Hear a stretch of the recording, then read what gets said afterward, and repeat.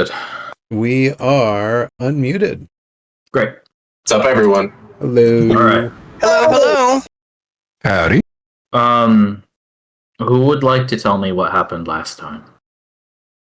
We had exposition. Well, it was mostly you guys talking. That's exposition, is not.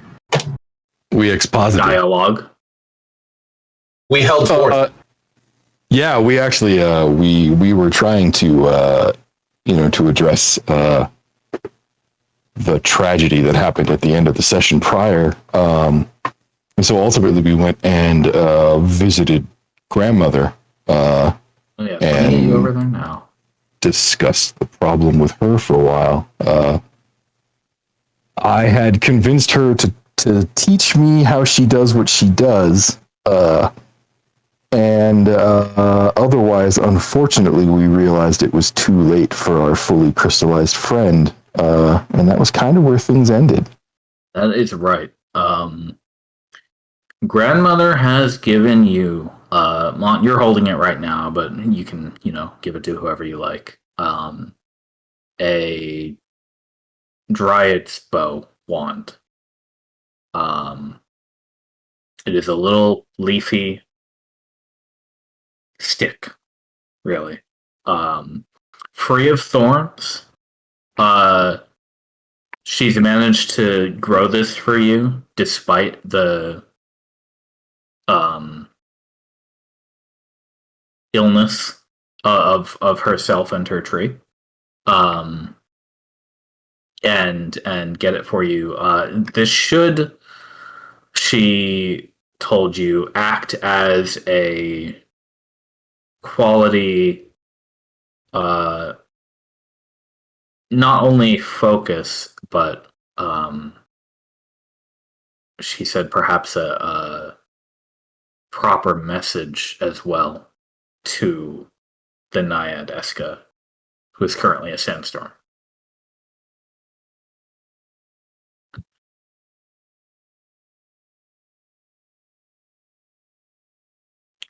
Now, currently it is the 19th day of Ahairness, but you all are likely going to have to stay here because you were kind of outrunning the Redshift on your way.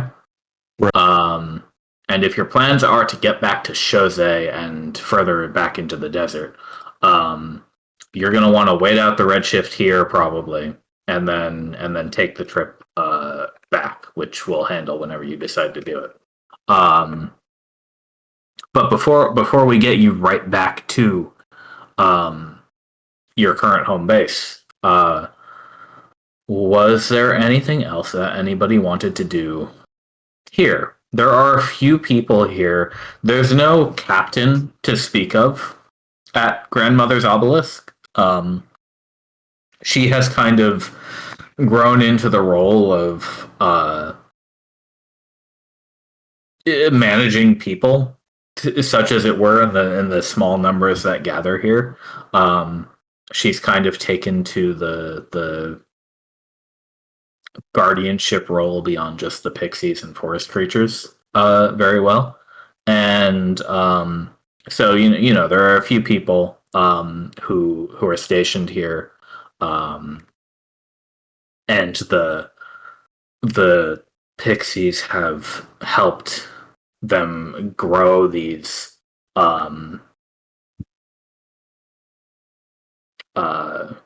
would you dry vine huts to live in that are surprisingly comfortable inside. They're cool and shaded. And you have water and food and everything that you need out here. And the two...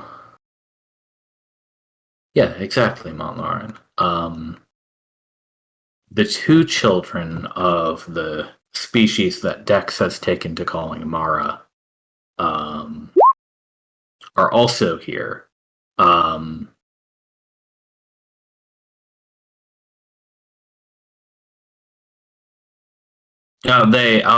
Taver. The the pink one, the one who is very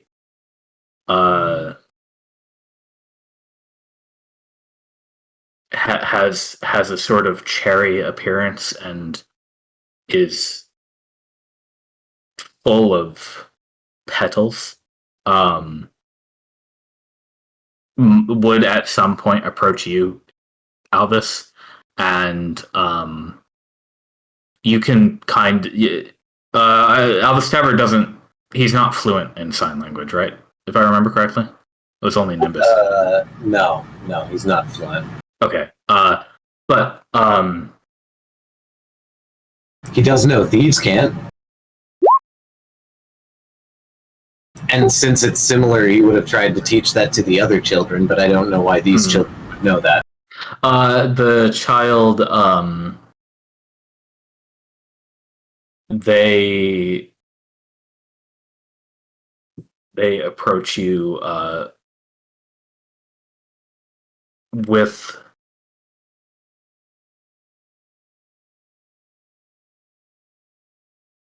I'm trying to think of the right word. Think away, my good DM.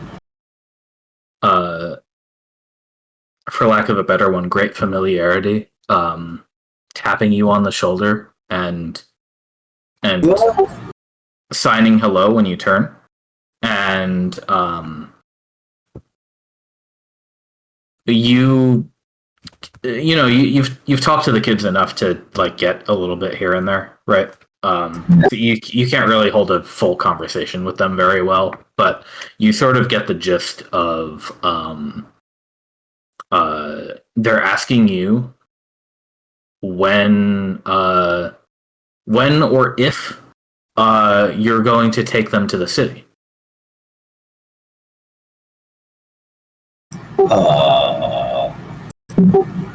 Jose? When they finish signing, they clasp your hand eagerly.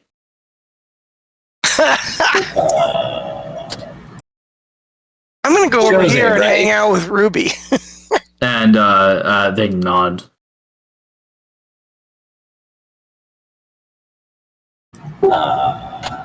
That's not my choice. But you want to go to the city? You recognize them signing the names of Kapua and Macau, Yeah. among some other verbiage you don't catch.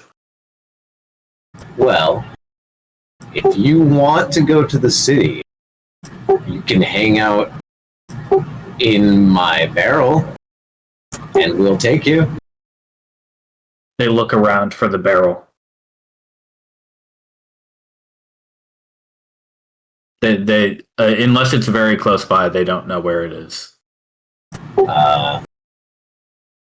Did we bring the horse, Montlarin? Oh yeah, did you take your horse down here? I assume yes, because you're Oh yeah, absolutely. out of the desert. So Well, the barrel is by the horse. I don't use it all that often anymore. they will try to. Well, when you point it out, they will try to pull you toward the barrel so that you can perhaps indicate to them what they're meant to do with the barrel. You think? So the barrel has been mostly stripped of my stuff, though I use it as a napping location from time to time.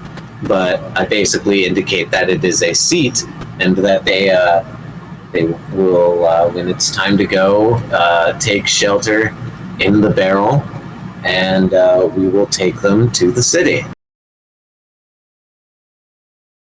And the barrel will be safe. They can stay hidden inside the barrel if things go awry or weird. You can see the wooden cogs turning as they seem to calculate your height versus their height, because children though they may be, they are a solid head taller than you at least. It is a wine barrel, so I suppose it will be more seat-like and less cozy. Also, I kind of remember warning labels in like the city of maybe people not wanting to sit in it in like this fashion, and Alvis Taver tries to simulate, going in butt first with legs at an awkward angle. Don't sit in it like this. Sit in it, feet first, like crouch in it. While those two are doing that, does anybody else have any business? I'm going to go over and hang out by Ruby because I haven't seen him in a while. Yeah, so I mean, you're here for a whole week, pretty much. Yep. You wouldn't be able to find Ruby for a few hours, but eventually he'll come back. And well, I see his token on the board. Oh yeah. He had flown away for a little bit, and a couple hours later he'd be back. Okay. And he'd tell you that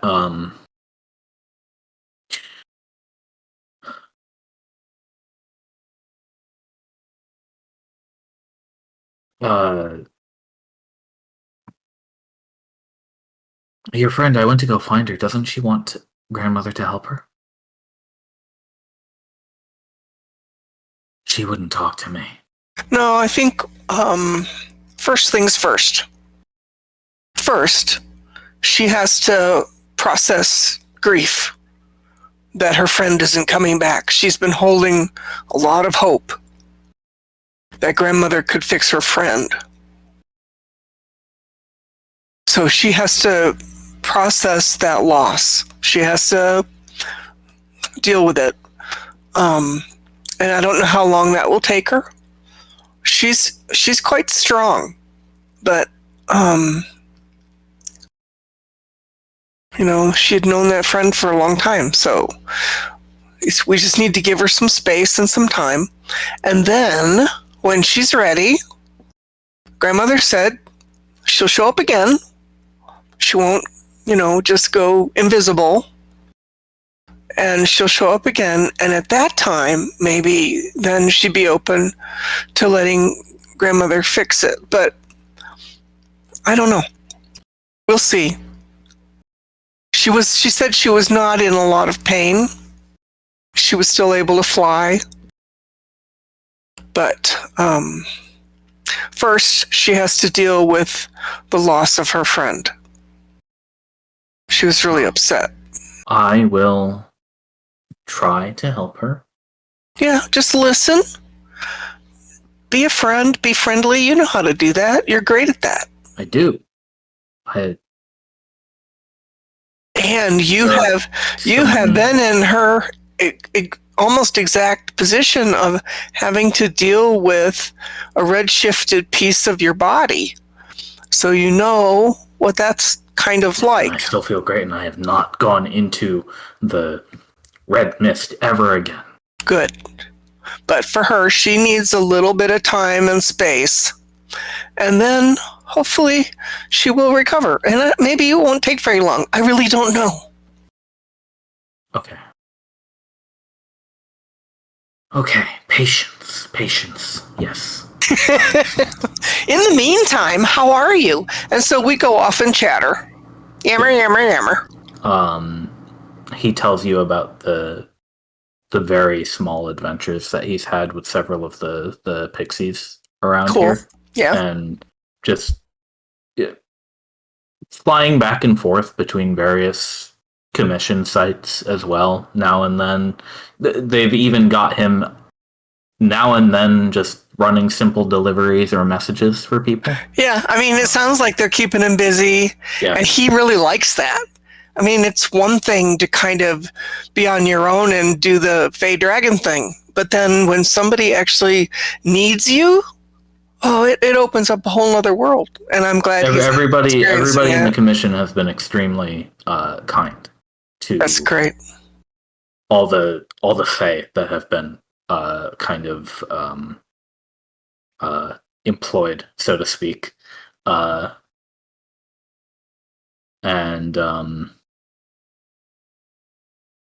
yeah, I mean, it is pretty much a fort over here. Yeah, manned, protected, and supply lined and all.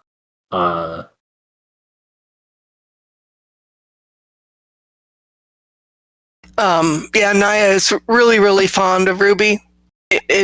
even though they're friends, he awakens a kind of maternal instinct in her that I'm thinking will probably lead to some decisions down the road.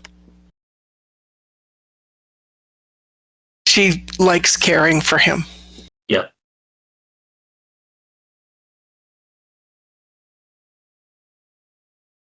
I think actually about this time he'd probably be, if not now, then maybe even like last year or so, be shedding his orange and turning yellow. Oh, really? I thought he was going to go more red. Well, he's named Ruby because he was born red. Ah. And then it goes to orange and yellow. Well, I guess his portrait there on the channel is yellow, isn't it? Gold. Yeah. He was orange. Hang on, I have the old. Well, I mean, the portrait on the channel looks like yellow and gold with a tiny bit of red. This old one. Yeah. There you go. So I suppose next the wings and the spines would turn orange, and the body of the scales actually would turn gold or yellow. As he proceeds through the rainbow. He's a cute little bugger. Glad to have him as my friend.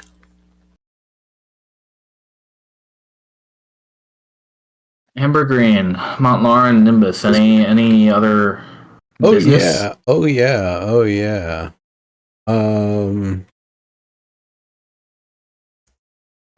So I kind of was typing it up in chat, trying to figure out about, and I'd be spending probably, whatever available time to the extent she'd want to talk about it.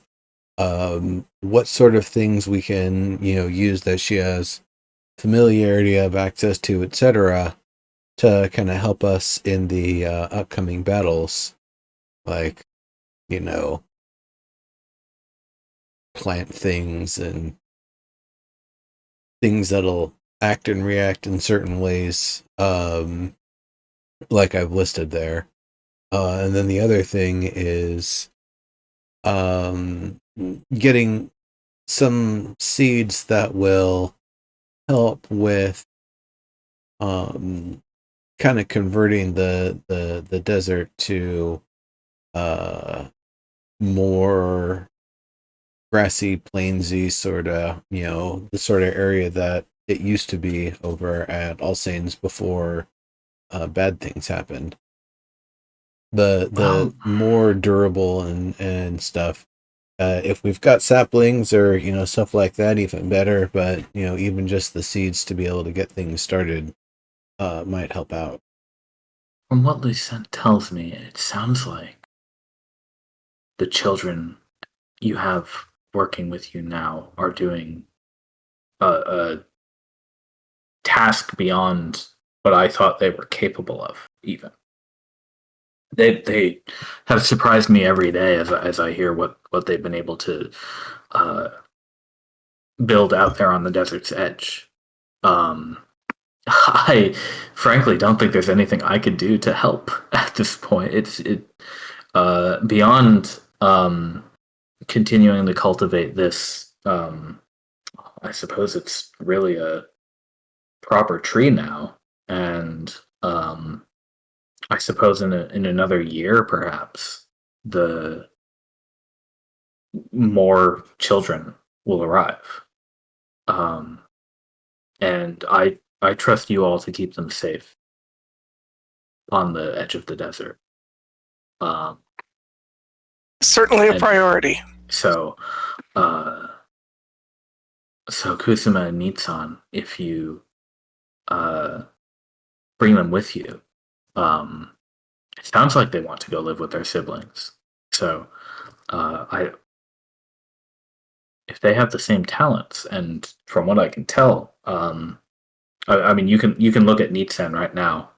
They are literally swinging a stick that they grew out of a sapling around for fun.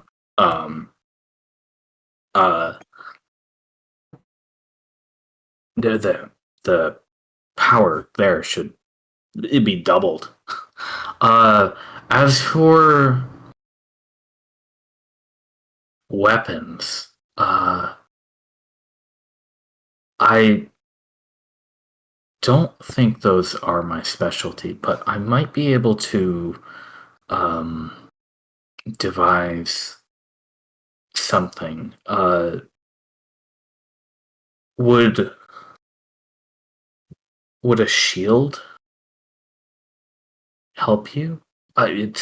From what you've described of the city where Eska lives, it sounds like it's difficult for you to even reach her. It is. So It's quite dangerous. Field would be difficult too, as the winds are blowing every which way back and forth on themselves, whipping around. But perhaps I can do something that has a little more coverage for you than simply something held on your arm.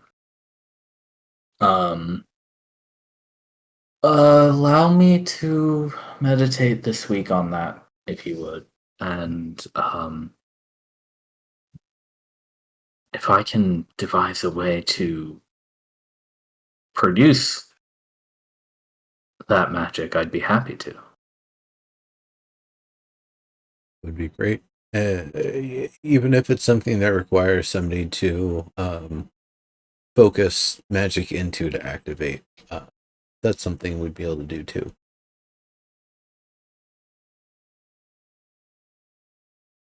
I understand.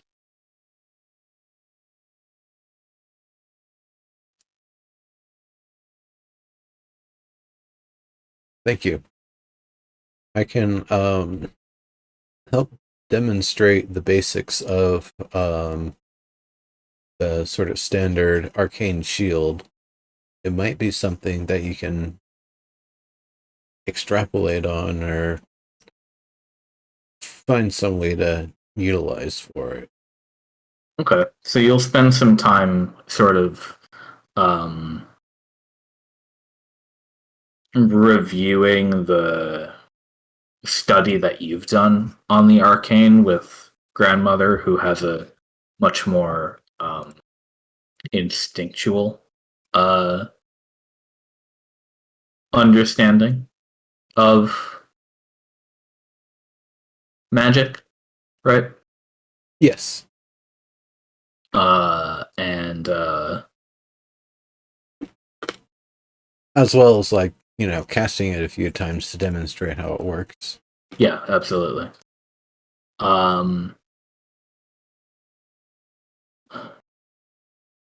Nimbus, I'm wondering if grandmother might be able to think of a way to make your tiny hut mobile. Oh, that's a good idea. We could check in with her about that too. Well, I mean, in terms of the tiny hut actually being a really good shield that could work in the middle of a sandstorm, making it mobile would be pretty huge. She is literally immobile, though, so that's not exactly her Maybe I'm sure it's not her forte, but particular strength.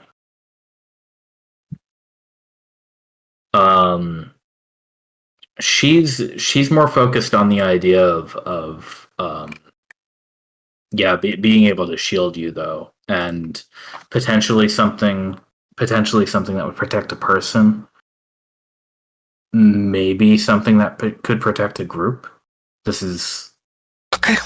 This is hard to quantify because she's never done it before. Right. I would also bring Montlarin over to see if there's some way she can amplify his aura to do it too, if that's going to be an easier route. Because that's a little less like academic arcane.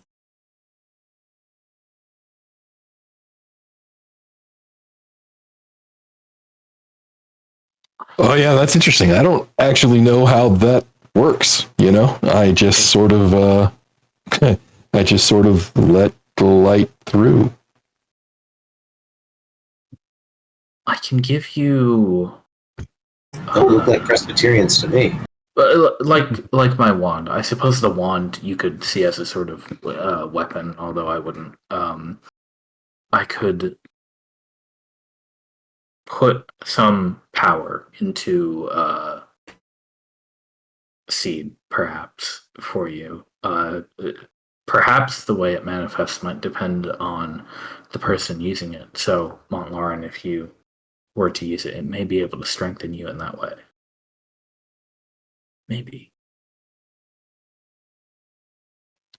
It's definitely worth a shot.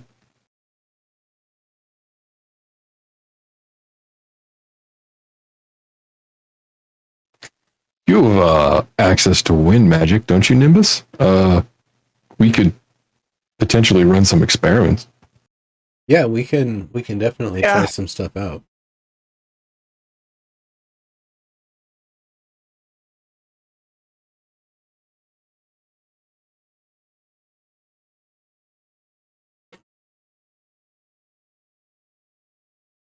All right. I was gonna suggest that I spend my time sort of, faux attuning to that wand anyway. So that's kind of a perfect excuse. Yeah. Do you want to attune to it, Mont?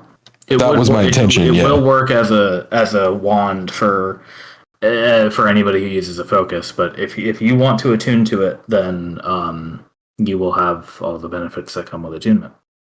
Yeah, that was my intention. Unless somebody else saw a better use for it. You know? Definitely be between you and Naya, and as the one who's already kind of, got to use the thing to poke the thing and do the thing, we figure you probably have a little more experience with it. Yep. Fair enough.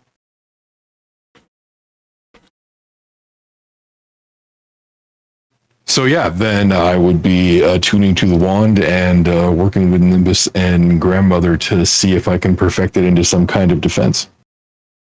Okay. Got it. I'm trying to corrupt Kazuma into making more aggressive plants. Oh, that's better than what I thought you were going to say. But then I realized that'd be IRL you. That would be asking him to try to make plants into bongs. Oh my god. No. That would be the other campaign. No, that's yeah. No, I'm talking about things like, explosive moss, but like maybe on like a bigger level and how this could help us or other things like that. Do you have explosive moss? No, but I know that moss explodes on a minute level. They're very good at making things grow healthily and quickly. But making things do things that they wouldn't simply do themselves over a long period of time is not currently within their capabilities. Oh yeah, that's why I brought up moss. Moss explodes. So you can convince Kusama to help grow a lot of moss, if you wish. I mean, like, I need a lot of moss in order to collect the kind of stuff that I need from it.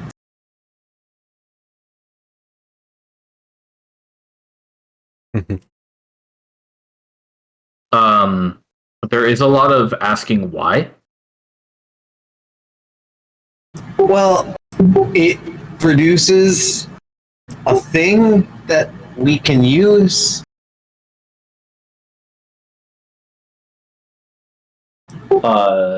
Once again, why? To make explosives.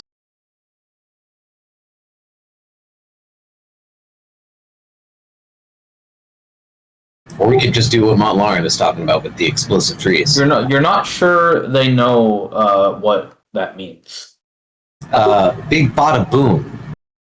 Yeah. You don't think they know what that And then I means. take my hands and then I like make a reverse clap. Big bada boom. You'd probably they, be better off trying to demonstrate with the soap bubble. They also I use prestidigitation. to make a small boom. Yeah, it would be. I assume like a crack or something because it technically would have to be harmless. Yeah. I mean, you can make like a loud firework noise, right? Yeah, I'm pretty sure. Yeah. It's up to you. Kind of vague. I think that's in. It makes noise, right? Yeah. I mean, it can imitate a thunderclap. So Yeah. Okay. There you go.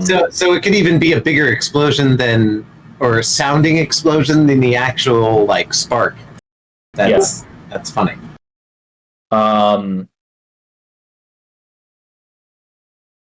That generates fear.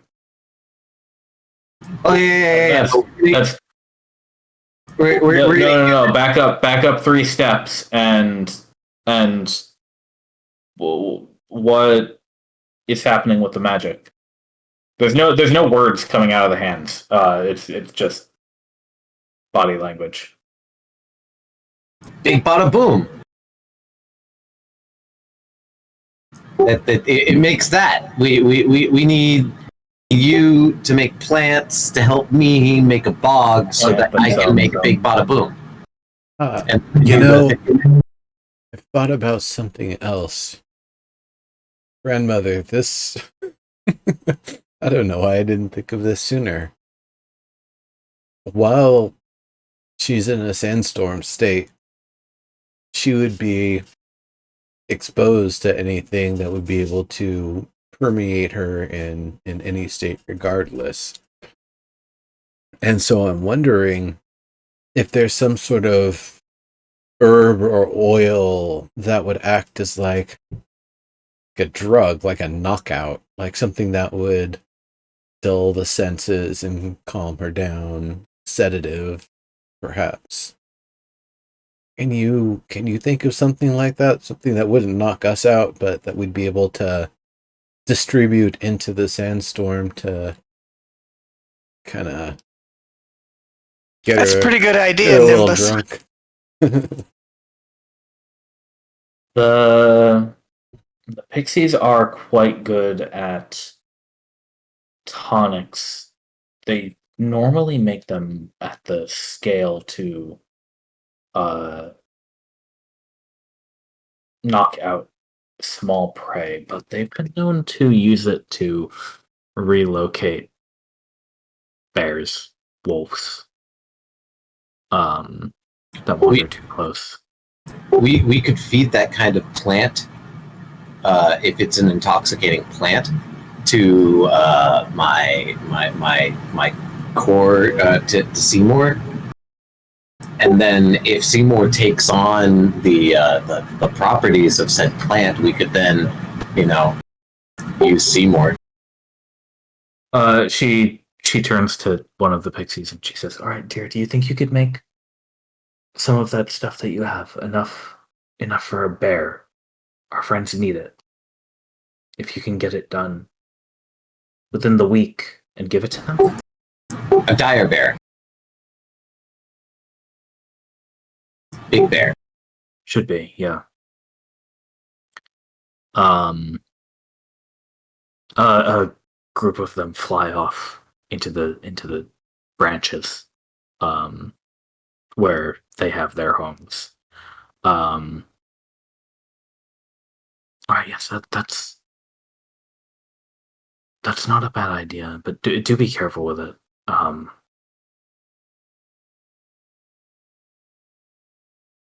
Always. I treat Seymour like a poorly trained attack dog. You think she probably meant be careful with her friend. Yeah, we wouldn't be trying to use this as the beginning of negotiations. This would be a last resort, something that if all other protections have failed and we are being shredded by the storm, something that might give us a chance to get out. That's more what I'm thinking. We're not just gonna walk in, hey, it's a party, and just start throwing it around. That would be reckless.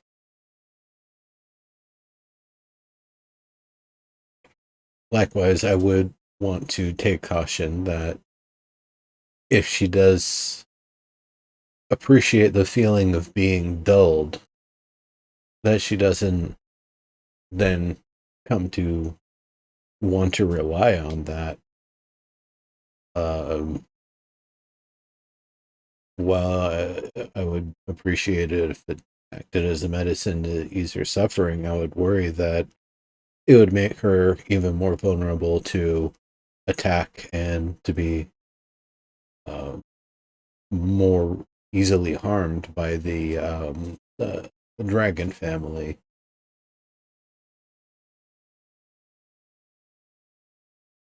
You're just saying that because you think fairykin are loadies.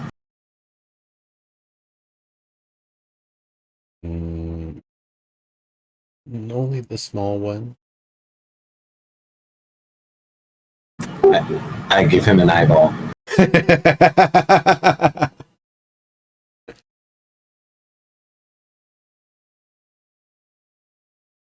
All right. So while the week goes on and this work gets done,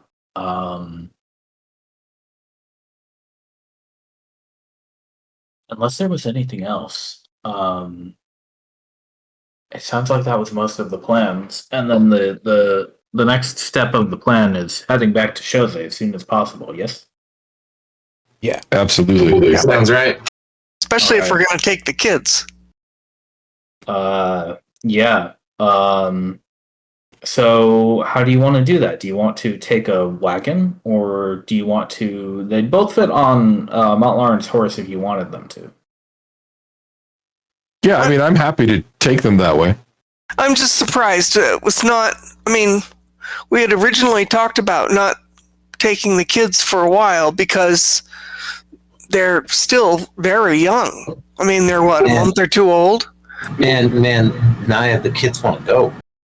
They are 20 days old. Yes. Right.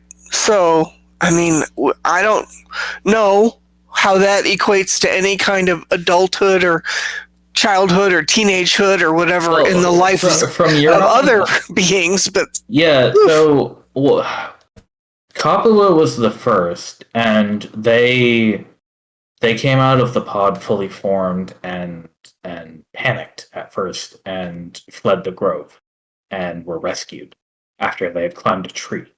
But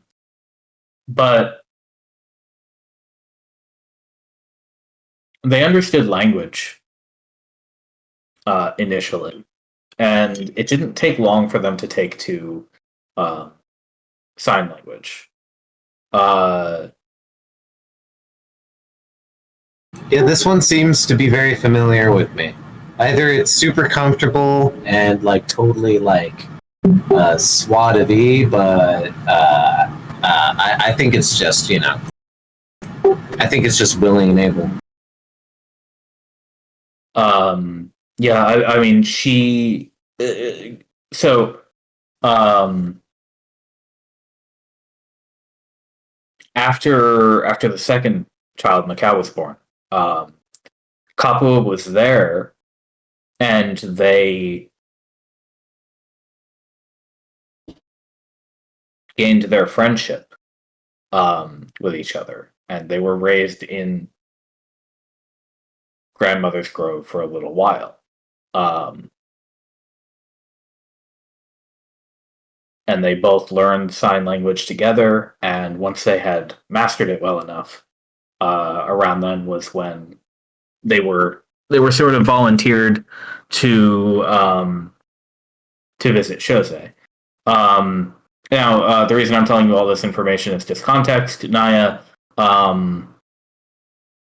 looking at Kusama and Nitsan, you, aside from the fact that all four of them are a little bit different in appearance, Kapua is very green, for example. Macau is very bark brown. Kusama is pink and flowery. right. Nitsan is also kind of like vine brown, similar to Macau. But aside from those really minor and, as far as you can tell, insignificant differences. They don't really seem different in size, height, behavior than the two that you've been living with for a while.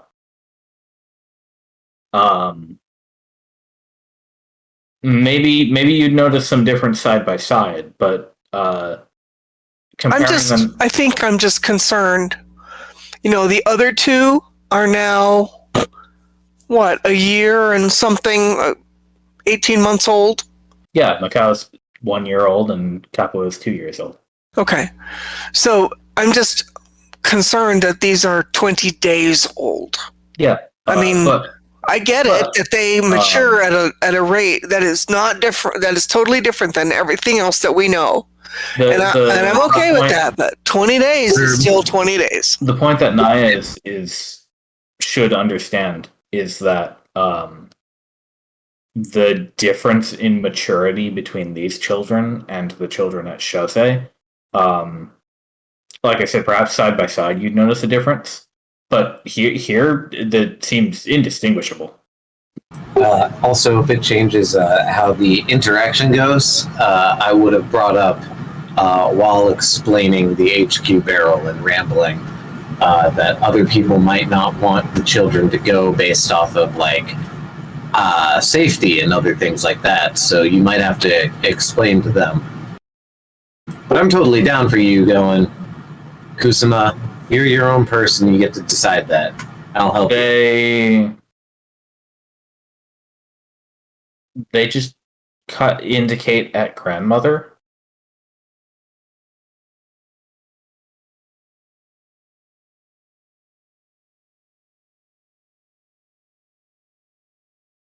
And roll insight to see if you can figure out what they're saying. Anyone or just me? Just you, since you're having this conversation.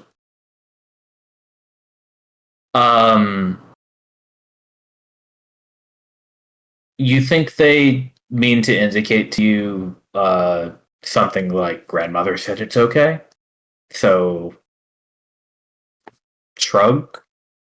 All right. Yeah. Well, then, if this conversation happened, I would pipe in that Kuzuma indicated to me that grandmother said it was okay for them to go.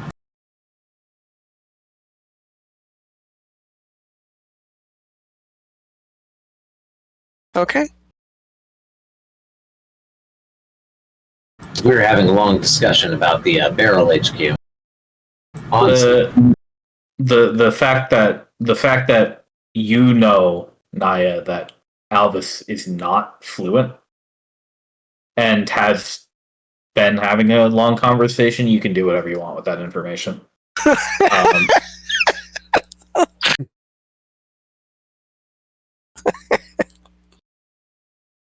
You become fluent in practice, right? Yeah. I mean, already the fact that you've been living with the kids for long enough is enough to get you the context that you need to even be able to understand any of it. Yeah. Try to teach them some thieves' cant too. So we'll all be, communicating.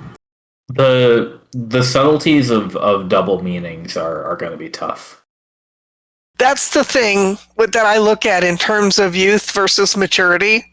They don't have any street smarts yet for parsing out what Alvis Taver's putting down. Oh no, they don't, but neither do the other ones. I would probably at some point. The other ones actually got a clue about Alvis. A little bit. At some point during the week, I would have asked them, have you been able to communicate with the other two in Shosei in some way? You seem to know a lot of what they know already. They say no. How were you able to? Did you know they were already there, or were you told about them by grandmother? They say nobody told them. As for how they know, they just shrug. Are the Mara inherently telepathic in their own species or interspecies? intraspecies makes a lot of sense. If they're interspecies, then don't even need to have sign language if they're You'd telepathic. have to explain what telepathy means to them. Right. I would ask the question: if one of you can't see the other one, you still know where they are. Like if one of you's on one side of this wall and one of you is on the other side of this wall, would you They know think for a second where the and other shake one their is? head. No? No. Hmm. No. Interesting. Huh. All right. Well, I Grandmother says nobody taught them to sign. They seem to have the ability naturally. So it seems there's something kept for the next generation, perhaps. But they're not telepathic, even within their own species? I see them talking to each other regularly, so no, Okay. I don't think so. And All right. They use their hands. have you tried talking to the pod that they come from? It does not seem to be a speaking sort of person, if that makes sense. I see.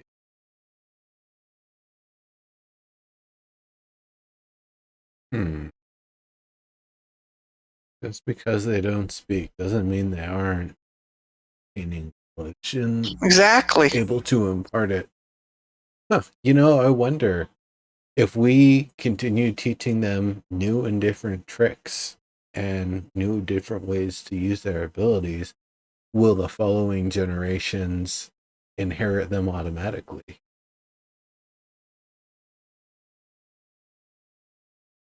As well as knowledge of where their kin are. Based on these two, I suppose it's possible. We'll have to wait and see. Yeah. So please take care of them. Oh, certainly. Yes. Before you go, so it sounds like from the earlier mention, Montlar will be taking the two on his horse. Okay. And Montlar, you've been able to attune to the wand. The other gifts you were given before you go,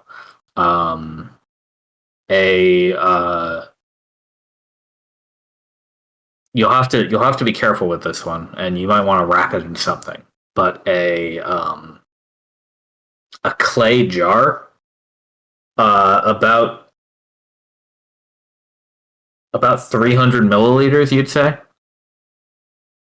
That's pretty good sized. Yeah, a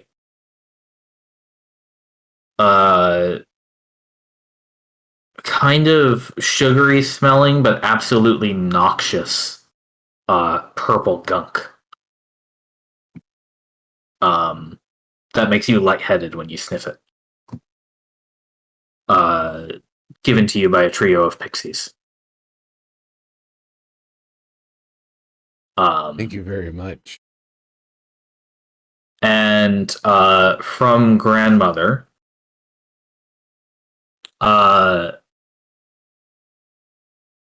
she is able to get for you 2 seeds, each about an inch in length. Kind of acorn shaped, but they're not acorns. She's able to grow these for you. And pluck them from the earth before you go. And she says, I thought about what we discussed the other day and how I saw you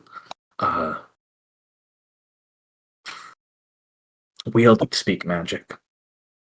I think I'm onto something here. There are 2 of them. She hands them over to you. She says,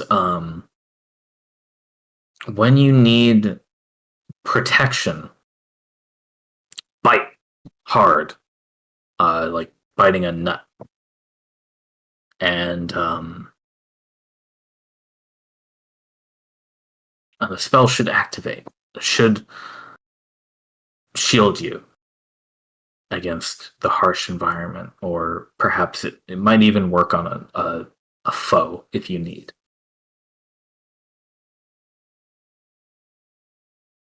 So who's going to take one or both? Those Well- are for use for an individual, or would it cover kind of an area? Well, to be completely honest, I'm not 100% sure how they will work, depending on which of you uses them and how your mastery, your arcana, flows through your body. I took your advice and tried to emulate somewhat what it seemed like you were doing. But you'll have to forgive me. I've never done this before. So I have to ask you to try it out and let me know how it goes. It will protect you. The protection magic is in the seed. I simply I'm not totally sure how it will manifest for you. I like those odds. I have no magical protection to speak of, and if it will guarantee protect me, but you have no idea what will happen, I've done similar kinds of things before for my guild. You want I one? take one of them. Okay. You can have one. Please do mark it down. The argument though is I literally have no magical protection to speak of. So That's true. I'm wondering if those might be more safe in the hands of people that can help revitalize others that may have been knocked down, or to otherwise amplify protections that already exist. So while we might choose who gets them now, we should definitely consider tactically before we walk in, especially if Mount Lauren is going to be doing something with the wand. I would imagine he's somebody that would be using one of them. Just in general. Of course, and it's a as always, it's a free action to pass an item to another person, free object interaction. So if we're in initiative for whatever reason, you can always trade things around, no problem. And by all means, there's nothing to forgive. We sincerely appreciate your attempt at a new form of protection and trying to kind of learn new tricks here. I'm incredibly impressed. I certainly can't do what you can do, but the fact that you're in some way able to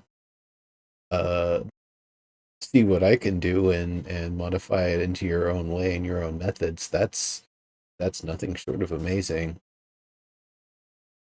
I hope they serve you well. Please do be careful.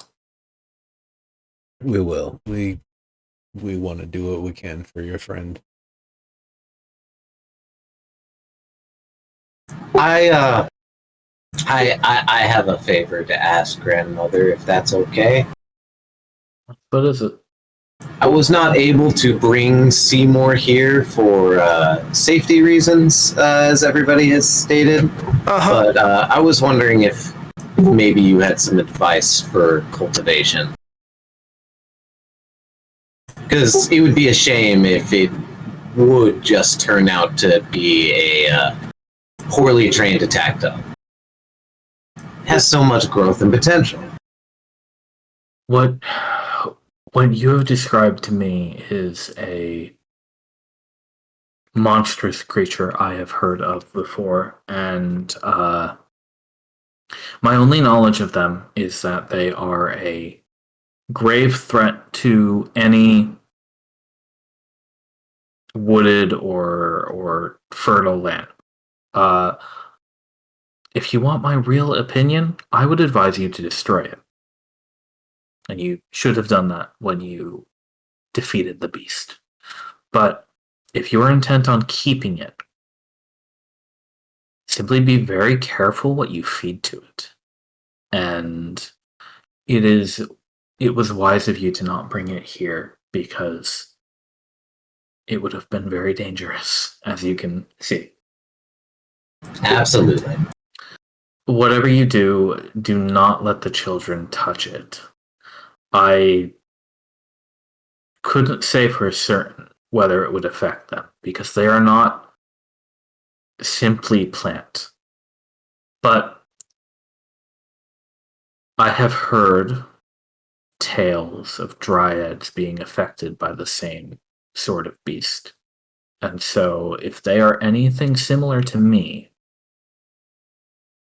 it would probably victimize them as well. I already gave them warning of the beast and told them not to interact with it. I hope I trust you and Lucent and everyone to use it wisely and put it down if you must. You know, But I will trust your judgment. it's a rather interesting thing. When the place where we found the seeds that the children came from was actually infested with one such creature.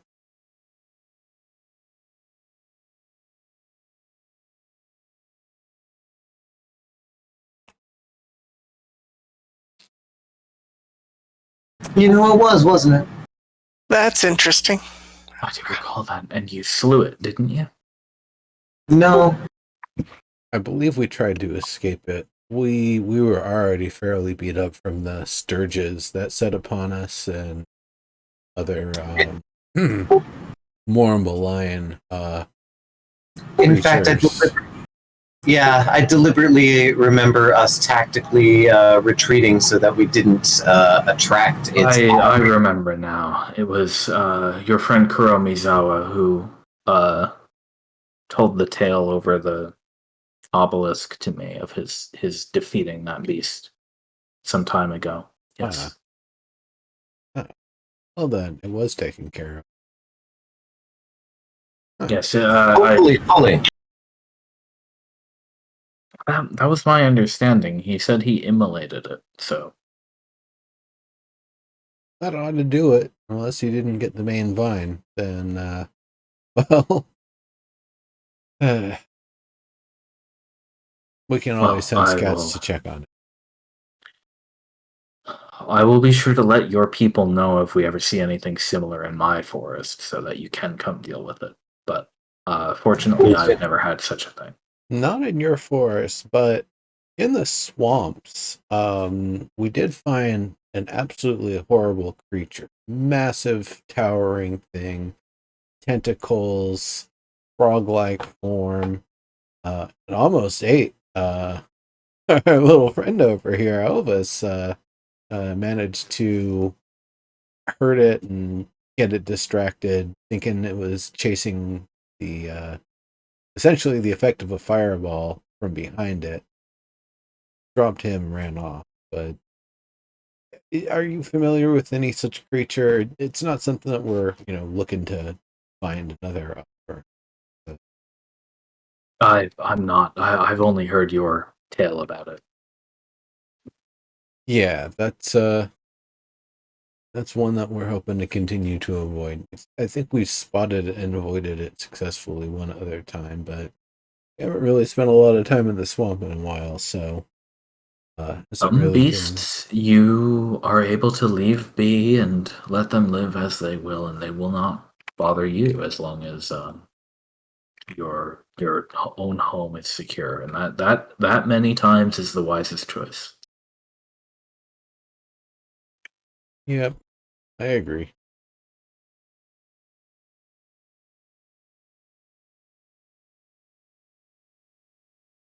All right. Oh, there is one other creature that we've been trying to pursue for a while. Well, we have been. Elvis has. It's a quadruped that has kind of. I know the one. He's told me about it many times. Yes. You haven't seen it in your regions that you and your many eyes can kind of see. Have you? I think one of the girls mentioned a red beast with cubs somewhere to the south, but that was some time ago. A red beast or a red-eyed white beast? Red beast, Ah, that might if be I remember different. correctly. It is likely different. But what kind of beast? Like walks on two legs, walks on four legs, furred, scaled. Uh, not unlike a wolf. From what I this was some time ago, so forgive me. Um,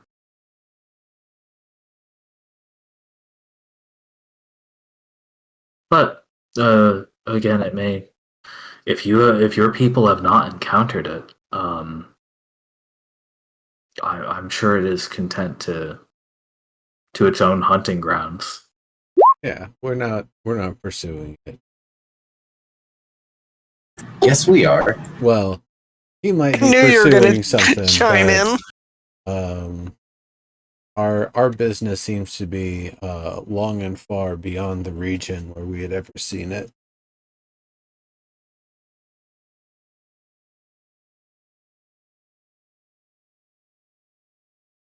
Unfortunately. I wouldn't be surprised Yeah. if it just went back up to that floating island and it's been hanging out there ever since.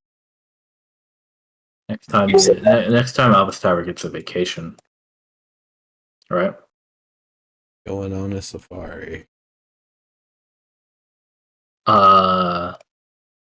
Right then. So, with your gifts, um, you are able to take the trip, the long hike back to Chose. How much does the jar wrapping? That's like a 1 pound. Call it 2, probably. Okay. I likewise had a I'm going to ask um who has a high constitution. I mean, I've got the highest constitution, but I don't think I should have all the toys. um You can hold it if you have room. yeah, I can hold on to it. I'll just keep it at the ready. Like we were saying, if it's going to be for potentially a last ditch defense, then maybe I should be the one to carry it anyway, because I don't have any way to heal, so it'd be next best thing at that point, trying to not die. I did have a question. If there were any moving people, people who are going from location to location, I have a missive I want to send back to the Empire, and if anybody was going back to Fort Maricus, I would give that report to them. Oh yeah, absolutely. You'll have somebody going to Maricus to get ready for the next supply delivery. So, I have given my guild's report with the dire information that I talked about last game. Then I have that. Yes, I have that saved. sweet. All right. Yes. So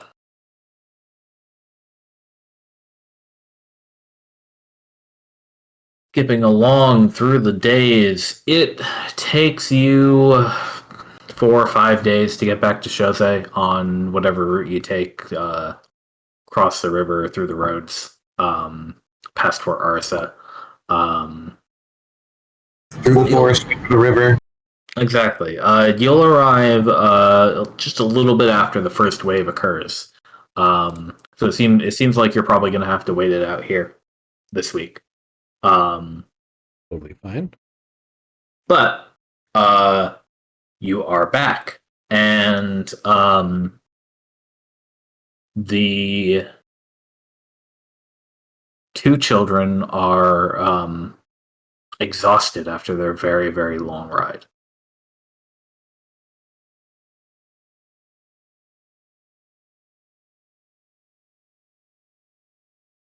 Did somebody prepare a place for them? Or are they with their siblings? Well, right now, they're riding Montlaren's horse through the front gate, and halfway fallen off because they're very tired. Fortunately, there's been plenty of sunlight for them on the way. Good. They could be using the barrel. I mean, I did teach them. One of them could be napping inside the barrel. Yeah. But either way, it was a long hike. Even if they weren't walking most of the time themselves, and it's up to you what you want to do first when you get to the city. Someone should. I tell Naya somebody should get their siblings. Yeah. They'll be able to give them the rundown, the sort of tour that we might not be able to. Yep. And immerse them in. Alvis, if you would go get the Brigadier, that'd be great. I'll go get the kids. Oh, it would be my pleasure. Figured. And then I race off on Keen, you know. All right. Let's do Brigadier first. You check her office. She's not there. You check the cafeteria. She is there. What doth my lady eat today?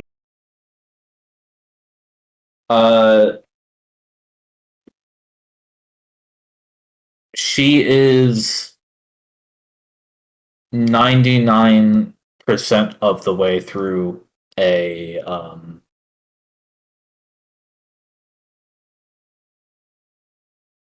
plate of just fruit and vegetables, because meat and things like that are pretty hard to come by out here. So fruit, vegetables, bread.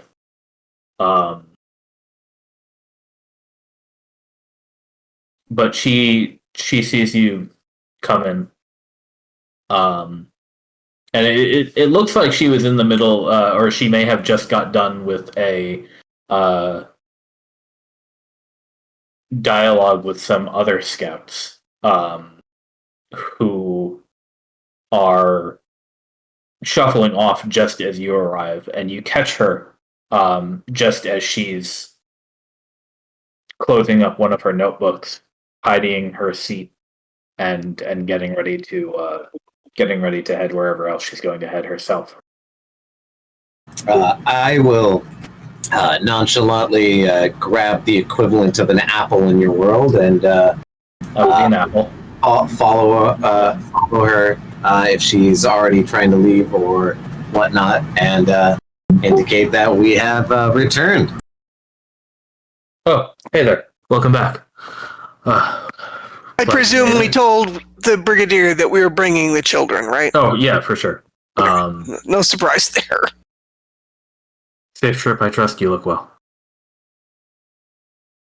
Oh, yeah. I'm eating a little bit of the apple. Yeah, it was very, very uneventful. Kind of boring. Good. That's what we like to hear. The children I've heard so much about. Were they with you? Your group? Oh, yeah. Flowery bunch, this one. All right. Really I'd like to go meet them. I have some time. Let's do it. Absolutely. That's where I intended to guide you if you would be so inclined. All right. Naya, are you going to the east side or the west side of the city, or northwest or southeast? I don't know. It's wherever the kids are. Oh, they kind of have the side split. Kapua's got the north and Macau has the south. What time of day is it? You'd probably arrive. It's lunchtime. Do they do anything special at lunchtime? Usually, if they're not, they won't be working after the first wave. And most of the time, if they're not working, you'll either find them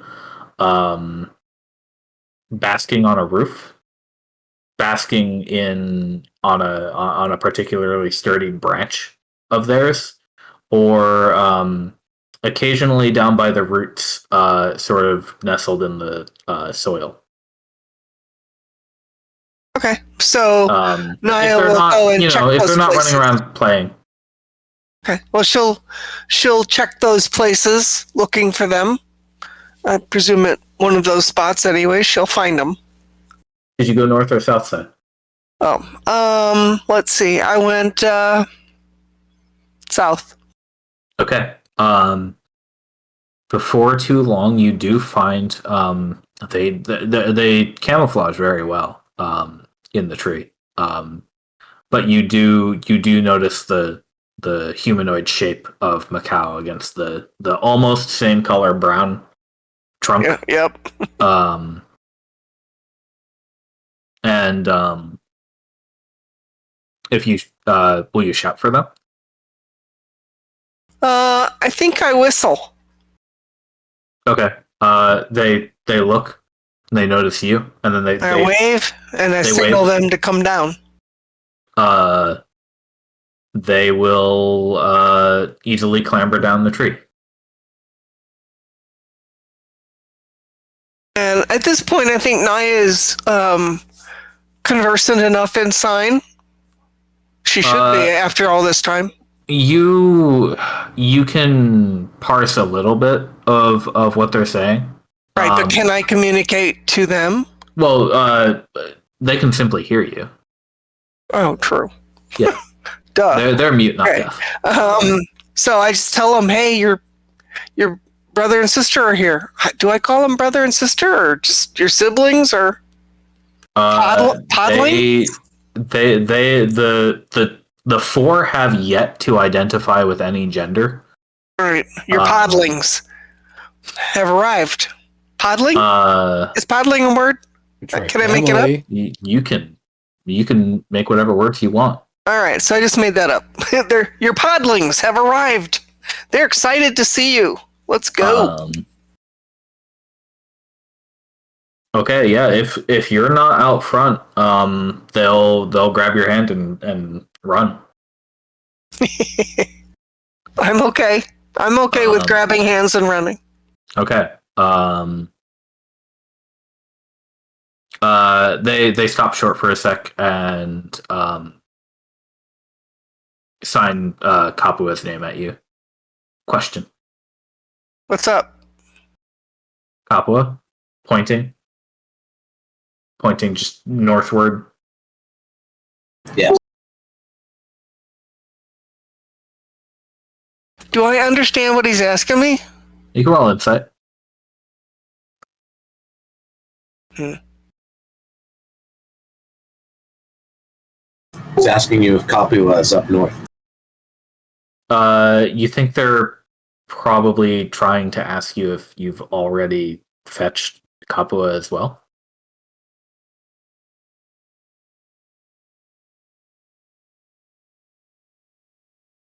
I'm sorry, I misunderstood. I thought the kids were together, basking in the tree. No. They yeah. Macau's pretty much got the whole south side of the city to themselves. Okay, so let's go get Kapua. I thought they were together. My bad. Okay. So they will lead you to what they believe probably to be Kapua's favorite spot.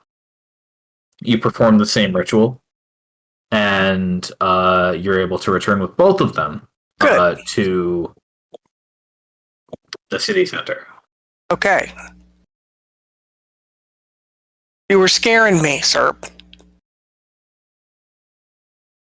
I apologize. You do not. I can tell. Okay.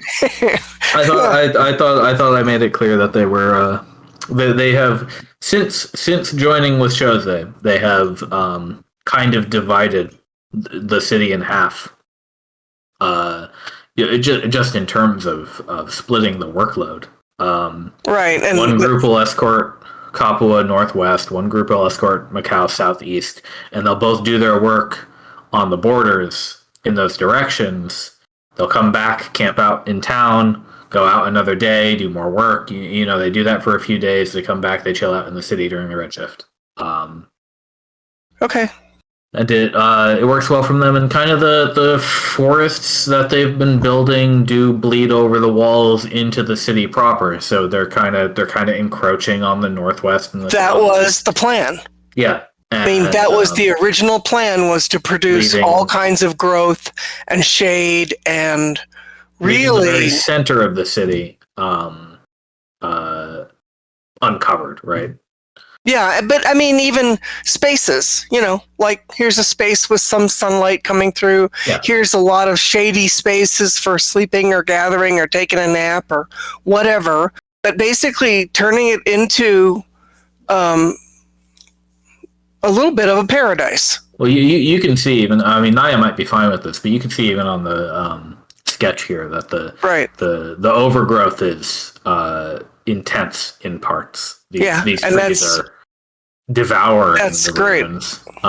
So you know, it's in the commission's best interest, perhaps, to have some undevoured ruins to use. Yeah, we don't. I mean, maybe I need to make that clear to the kids, but we don't necessarily want Green Life to take over. Oh yeah, they kind of get the idea that Okay. they've been doing. They're mostly focused on the wilderness side of things. As far as Chose is concerned, they are very happy with their little their 2 gardens or parks that they've generated. Cool. Sir, Yes, sir. we've filled some of the canals, right, with water. You have one full canal, which is the only one in like the obelisk area of town, and it does have a reliable source of water. Okay. I was just thinking. You have the aqueduct from the south. Yeah. I was just thinking that perhaps now that there are more of the children, we could give them an area to create a lowland bog with just outside of the city.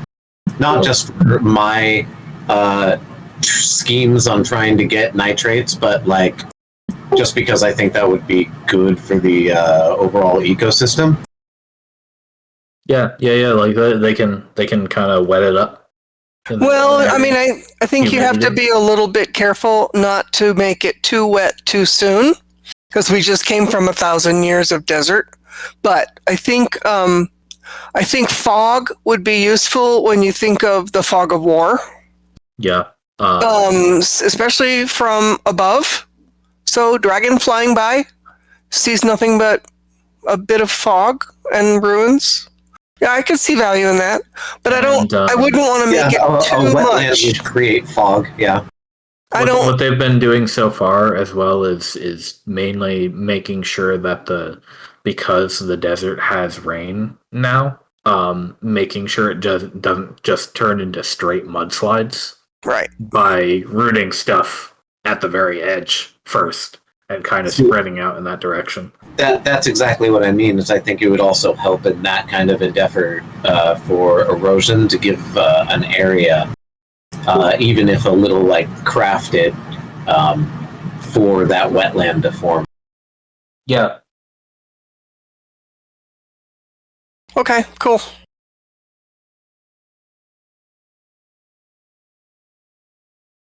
Also gives us an area to dump night soil, and then over the next couple of months collect nitrates for cleaning if we want to be absolutely medieval about it, but also if we want to be a little Renaissance about it, we can make like nitrates for semi-explosives. You're back to explosives again. Well, I knew that's where this was headed, but you can have Van stop disintegrating it when things get tight. That's exactly what I would tell Van once the wetlands are developed. Anyway, is that my plan for these wetlands would be to harvest nitrates. I learned about it in the guild. I've always wanted to try it myself.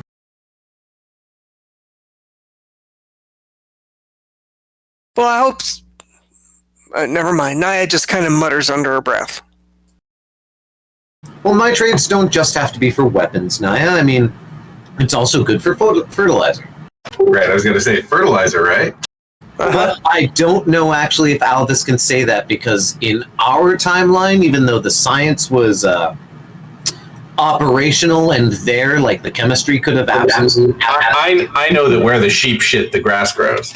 Yeah, but the Right. discovery of nitrates being added to make fertilizer didn't happen until like the 1800s. So that kind of knowledge, like I don't know if Alvis knows that, but.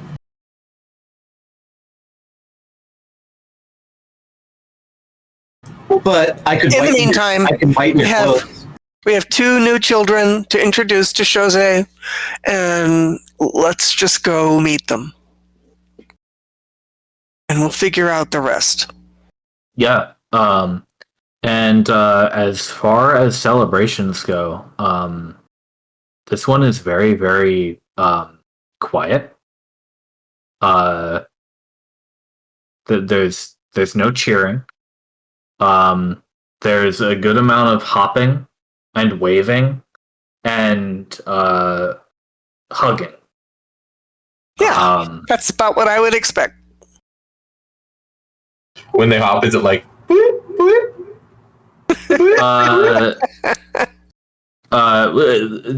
They are they're pretty quiet, but on stone, the feet patter. You can barely hear them if they're walking on like dirt, though.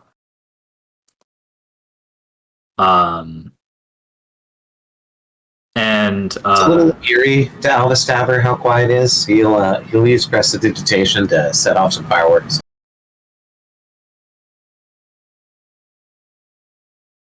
Don't scare the little things. as long as they're not too loud, they're okay with it. No, this is just sparklers and stuff. Okay, yeah, sparklers is fine. They are already in an animated conversation with each other. I'm not even going to make you roll on insight on this. It seems like the two are probably explaining like a lot of what goes on here and what they've been doing, and the two new ones are ingesting this information rapidly. The brigadier says, "Good. Wow. 4 now." Pretty amazing, isn't it? I wasn't expecting to find anything like this out here. I'll say that much. Yeah, right. Pretty miraculous. They seem happy to be here. So. Oh, the kids were so excited. They wanted to come because we didn't intend to bring them back with us. Apparently, grandmother gave her permission. I just was concerned because they're so young. They're far younger than the other two were. You know, they're not even 30 days old. It's creepy. It's quite amazing. Like that one there, the flowery one got like real friendly and close to me. Asked me, when we were going. Had a very long conversation. Very nice person. Oh, you're a very trustworthy person, Grandtassel, as we know. Easily approachable. Me? Yeah, absolutely. I think that's the nicest compliment anybody's ever given me. You're welcome. I'm serious. Like that's above being efficient. And that was my compliment given to me by my overseer.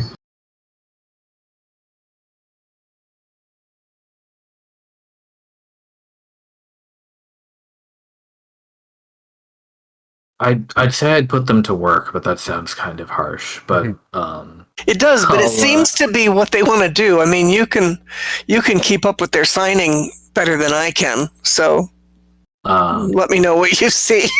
If you see anything different from what we're kind of expecting. yes, I think perhaps we'll split them up the same way we've been doing and simply double our efforts on this front. If they take to the work the same way as the other two. Don't they need to spend some time together to see what they're doing and learn? I mean, like even a couple days. Oh, absolutely, yes. Oh, okay. I mean, perhaps Okay. one with Capua, one with Macau, and obviously they have free reign of the city in the meantime.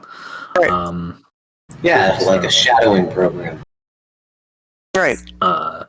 And of course, as you know, we have the armed escorts with them at all times. So, because we can make it out here.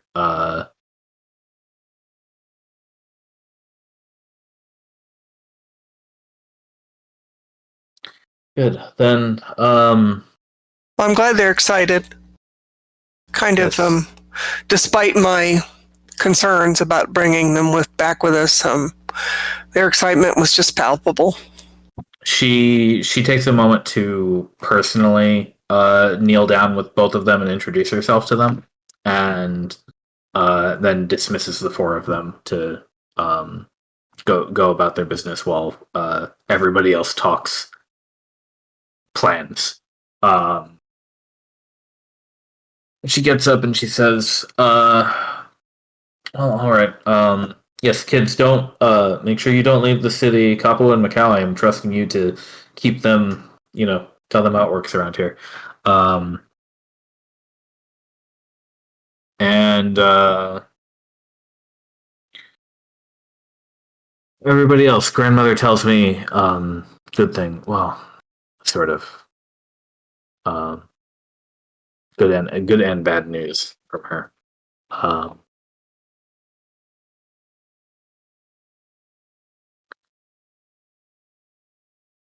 I wanted to ask you about your plan to deal with All Saints, though. Or do you think you're ready to go back? Yeah. That's definitely top of my to-do list.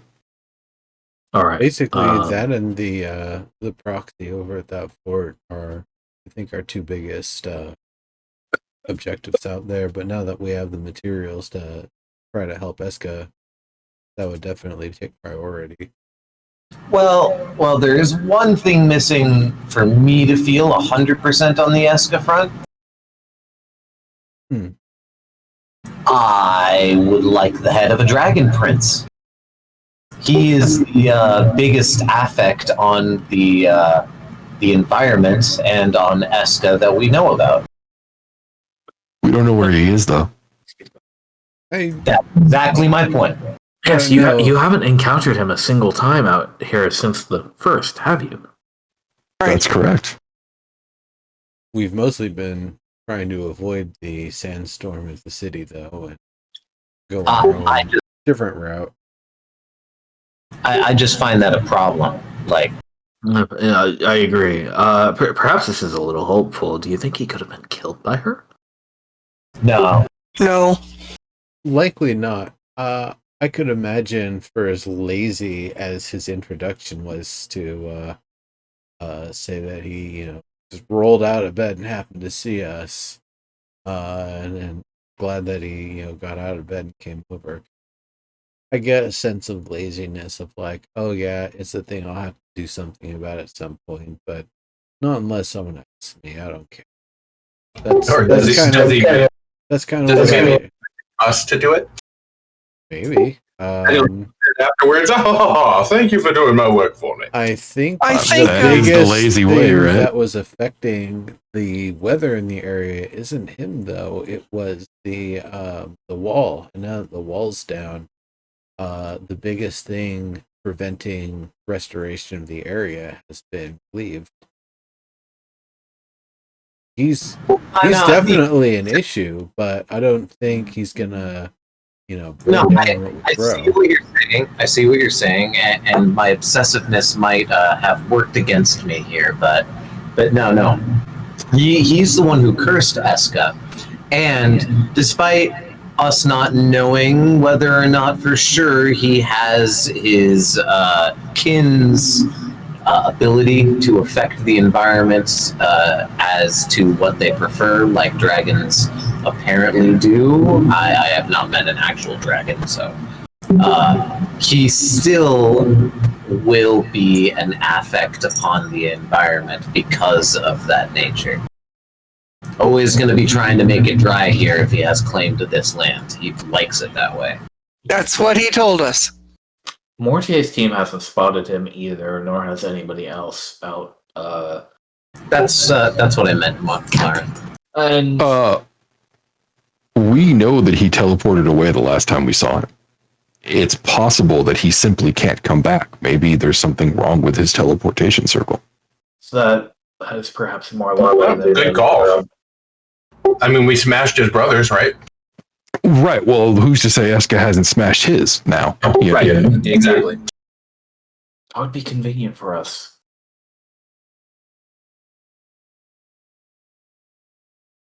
I find his absence entirely too convenient, and I think we should not be lulled into a sense of, No, don't worry, I'm not. like, I'm not worried about it. I think he went back to Dad, and he's over there working with the wizards to come up with something to replicate that. Well, we also haven't seen sign of any of the other of these siblings. Nope. By any scouts or anyone. Nowhere in the territory we've already claimed. We haven't found any more teleport circles either. So wherever they are lurking is they're not meeting us yet.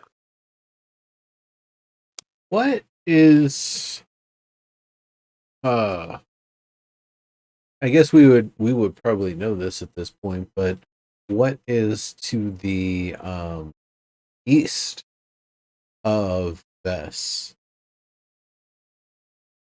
Like what nation or territory is that?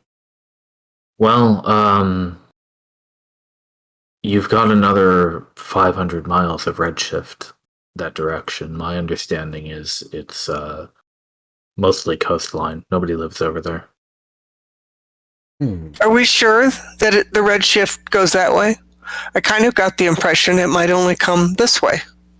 I yes, it is known to you can I believe it extends all the way into the ocean, Eastern Ocean, Okay. some way. All right. As for the distant north, I'm not so sure about that, but that would be a very difficult trek. But you believe much more convenient to approach from the Empire's side. Okay.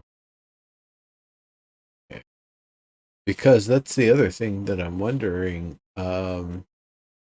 Are they all even concentrated in the area that we're concerned with, or are they spread across the whole of where the Redshift covers? Because if That's a very good point. we might not actually encounter, the rest of them at all. Yes, even if there wasn't a civilization there 1,000 years ago, there certainly could have been more thousands of years ago, and I'm sure there are plenty of ruins to loot wherever they look.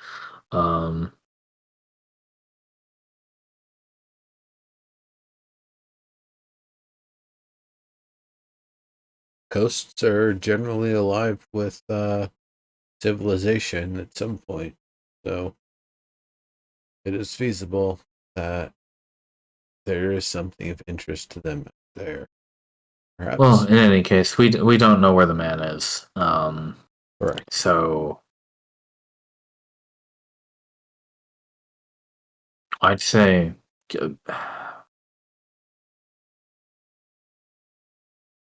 act as though he's watching you, just in case that is true. But otherwise, do whatever it is you need to do. I mean, I'd be up for a scouting party since we know where his lair was. His Well. city lair. We do have to get inside the city for that. As you've told me, it is. Last you saw it was under threat of a deadly sandstorm. Okay, so first things first then.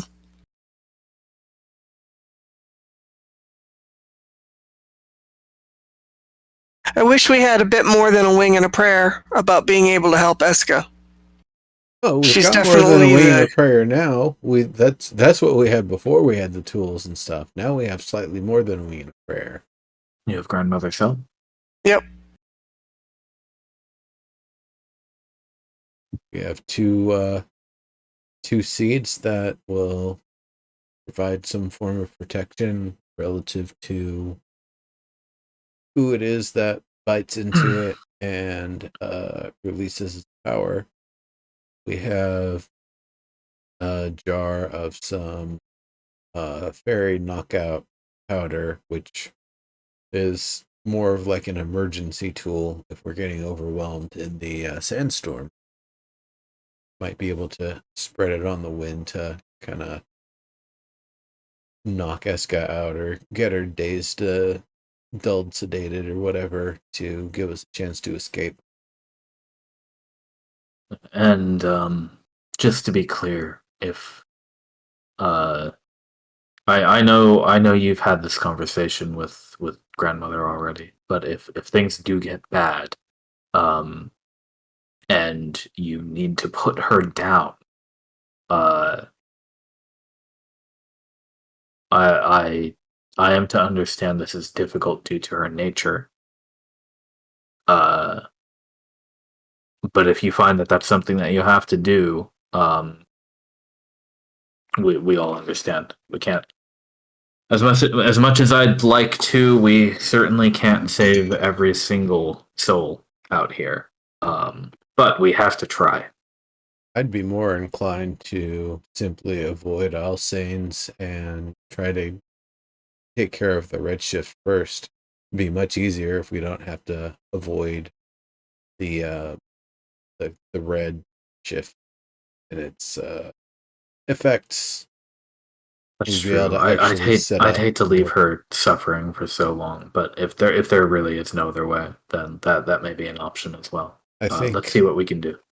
it would be better than just killing her for access to Alsane's, which now that we've got the fort with Tumbling Avalanche, wouldn't tactically add that much for us. So It would allow us to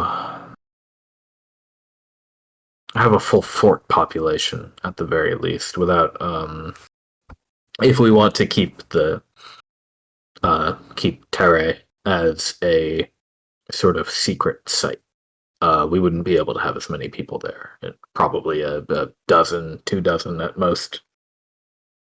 If we want to move 100 more people into the desert or more, we'll need a bigger fort. Of course, we can always build it, but I will simply say, if possible, I would prefer a friendly naiad on my side. I agree. Me too. I suppose the other is if we're looking for a reinforced place, seeing if we can have more of a lasting friendly impact in Gemery and see if there's some way we can Not a similar problem. help the proxy, or at least get the opportunity for us to set down our roots and pretend to be assisting or something. Yes, we'd have to do some work as a charade there, I suppose, but it's an option that I've been thinking about. Let's prioritize what we can prioritize for now, and I know your plan to scout the desert further did not quite work out, but I intend to send some people out to see if we can find some kind of middling point between here in Terre and All Saints. Because we do need we do need a shorter hop between redshifts, I believe.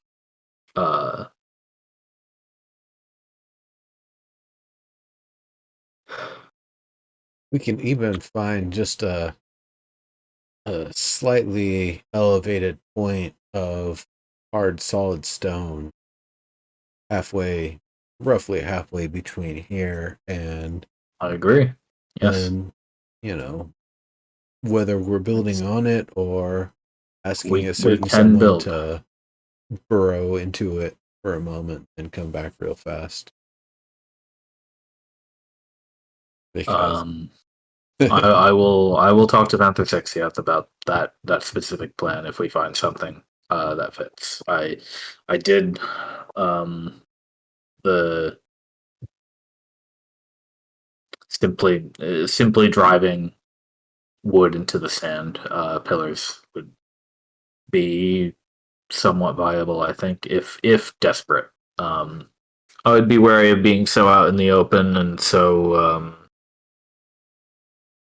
building new structures out here makes me wary, knowing that it's possible a dragon might see them from above. Much rather would take something that's already there that they've already looted. Wouldn't give a second thought to, but we'll have to do what we have to do. The redshift, it's on its way. I suppose you'll be to All Saints next week. that's the plan. All right. Let me know if you need anything. I have to make sure that the everybody else has made it back to their assigned locations. So please relax, rest up. Make sure you're all ready for your trip. Were there any I'd like to plans for a small obelisk to install at Gemery to try to set things up there, or at least make good on the thing that we said when we came last time, in case they actually remember?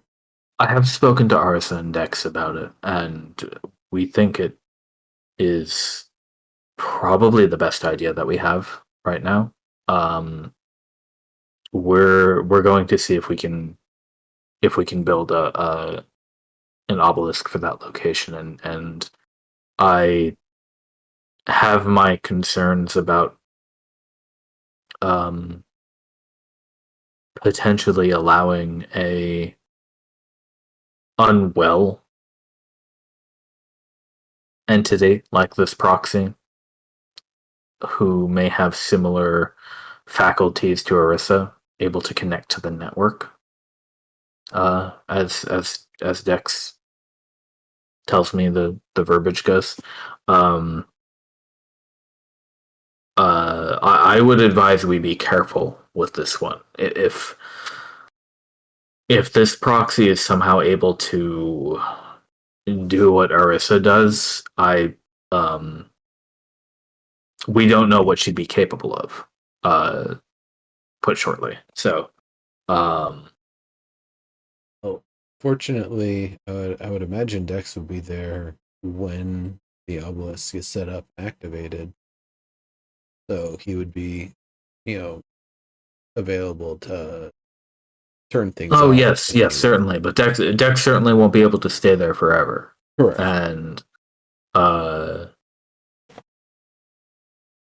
have to find some sort of the worst possible thing that could happen is that this proxy somehow does something to our communication or even network or even the other obelisks themselves if she's able to transfer through it the same way Arisa does. And if she found some way to harm them during the redshift, catastrophe. So I think Dex that's fair. is of a similar mind from our conversation about it, but he trusts in the relative safety of his devices. I simply think we need to exercise some caution here. And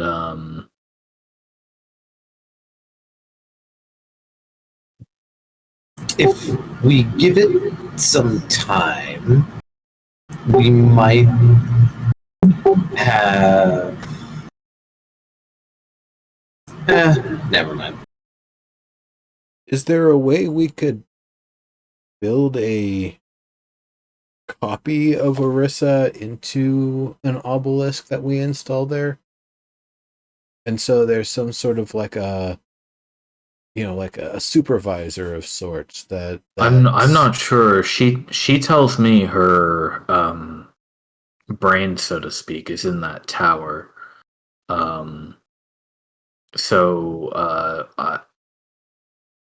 My understanding is that we'd need another equivalent brain like device to produce a second Arisa. I see. That might Is be. there perhaps a way to capture just the communication effect of our network in a device? So that Orisa could accompany us without the actual obelisk? That was how. That was actually how Dex. You remember you found the Veshan communication device, and then Dex integrated it into the obelisk. Right. What I'm saying is, can we recreate that so that we can bring Orisa with us, and we can then leave with Orisa afterwards? I've seen it done We haven't without. had a real reason to do so, but it might be possible. We've seen people with a similar device. Nimbus, you can help me describe it better than you can describe it better than I can. But I mean, the Holtzman's communication device. Oh yeah, they had the it was an earring, if I'm not mistaken, that they were able to use to communicate with one another. That's right. I recall that. My worry with the communication device is that it may. I may be completely wrong about this. I am not a magician. But I would surmise that if Arisa is able to access the communication device, then the tunnel opens both ways. Yes. I don't know. Truthfully, I also don't know. My concern is simply that tunnel may exist.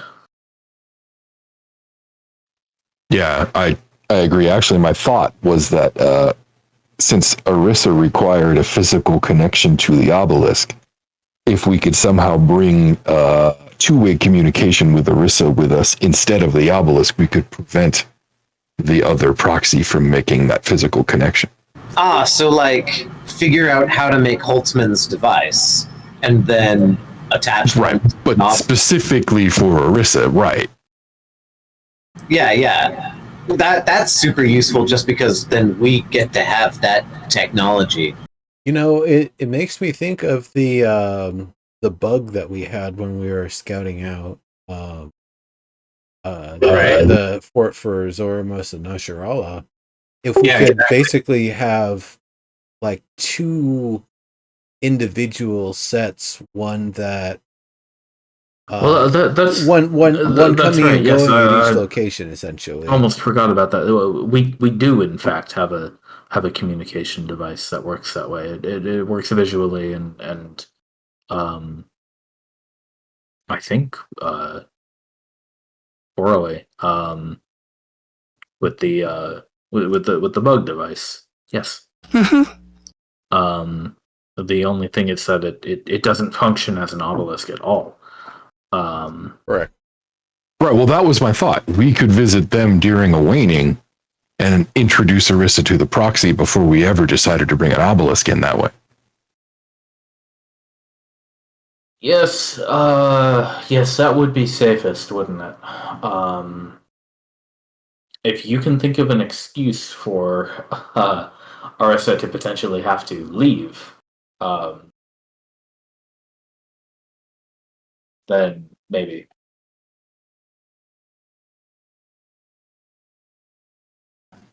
Yeah, maybe we could explain it as a preliminary meeting before they bring the exotic materials necessary to connect them back to the network. Question mark? Correct. As well as seeing if the previous interaction was even remembered whatsoever. Right. Wise. Likewise, on the same kind of note, I wrote it down in the chat. We technically know where some of our friends from the past died. We only need to try to revisit and dig one big trench to see if we can find an old grave and reverse engineer Holtzman's device. Oh yeah, because there was yeah. Wasn't one of them at All Saints? One of them was I thought here at Shosei. Yeah.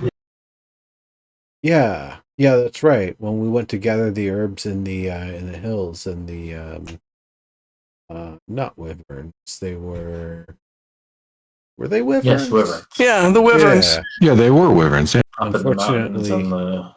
seemed to have killed our one of our friends on the trip there. Well, I can send another team of scouts to that area next week, I I suppose. don't think the body was just left there. I would imagine they were brought back and buried here if we know where any semblance of a graveyard might have. Wouldn't hurt either way, but I was just about to ask the same question, Nimbus, yeah.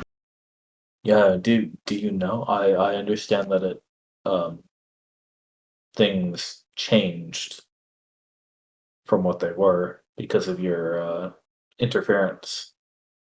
No, those changes never solidified, at least within the Well, time. yes, they don't hold true in history, but what you saw was not what really happened. Well, Precisely. Yes. Right. even if that was the case, it's safe to say they did have the communicators regardless. Yes. And so Yes. I guess that would be But they made out of fallen where we saw them fall is the point. I think. right. Well, Indeed. if Holtzman made it back, which it seems like he did, you're right. It could be up there or it could be down here. I suppose That's why down here we should ask the Mara if they have detected their roots going into a place with a lot of bones. Yeah, that's why I said it didn't matter either way, because while we're here during the Redshift, we can explore, do a little archaeology, and then if it doesn't turn up anything, we can do our mission, and they can send out a scout. And we're doing the stuff at All Saints before we deal with the proxy, so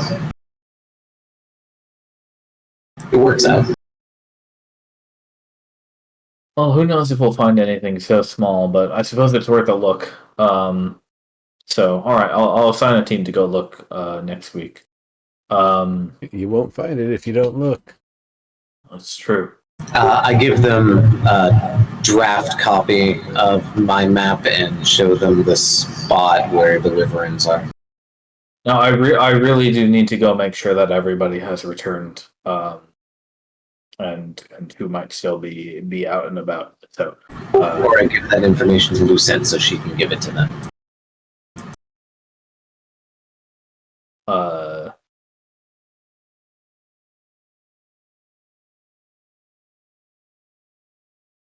Yes, I'll see you about. Please go enjoy your time off.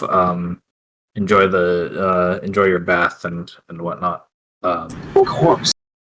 But I mean, we also have some archaeology to do. Come on, Nimbus. Moving the dirt. Without having, any incident, I probably would at least let Sariana see the fairy powder and maybe take the tiniest little pinch to do whatever, Sariana likes to do with things. Oh yeah, she knows it. Okay. and basically Pixie explaining like knockout. we might, if we're being attacked by a naiad in the form of a sandstorm, the hope is that this will knock her out, as there's not really anything stopping her from just taking it all into her form.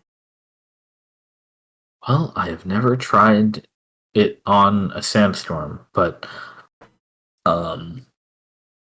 Oh, drop of this will make your tongue go numb, and if you actually, this whole thing would probably kill you. I would imagine. Yeah. Could knock out a bear though. Yep. Well, that was the dose size that was suggested. so Ariana. Here, all yours. Ariana. You don't have any of this around in your supplies and materials, do you? Exactly what I was thinking. It uses they use magic to make it. That's what I figured.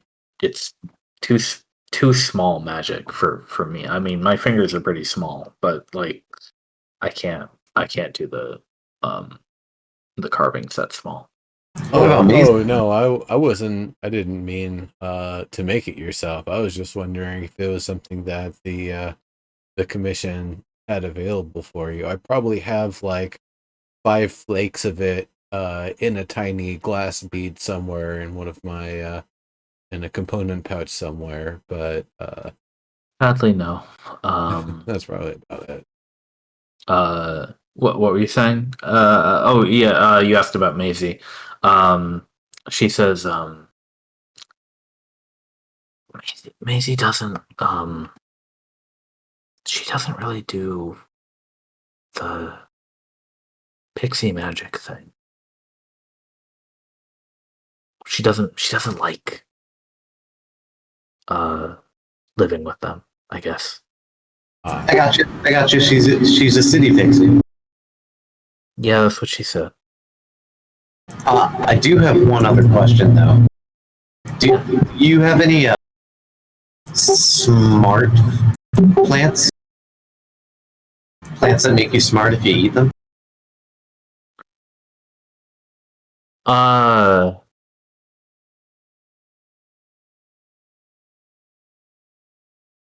I can make you something that will make you feel very smart for about 6 hours. That's called alcohol. No. I need Cocaine. I need an actual in like plant form. I'm gonna feed it seed more. After that happens, you'll probably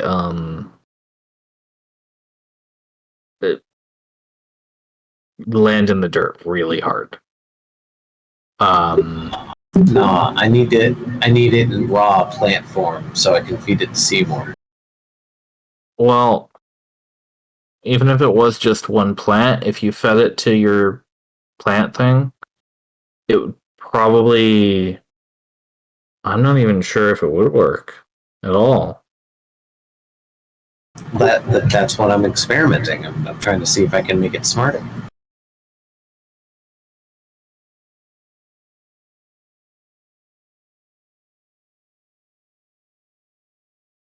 Are you sure? I could give you. It's a couple leaves and a couple roots. I could give you a little bit. It's It's all for the sake of science. okay. Yeah, here, take them. Tell me if it works. I absolutely will. And after our archaeology, I will absolutely feed it seed more.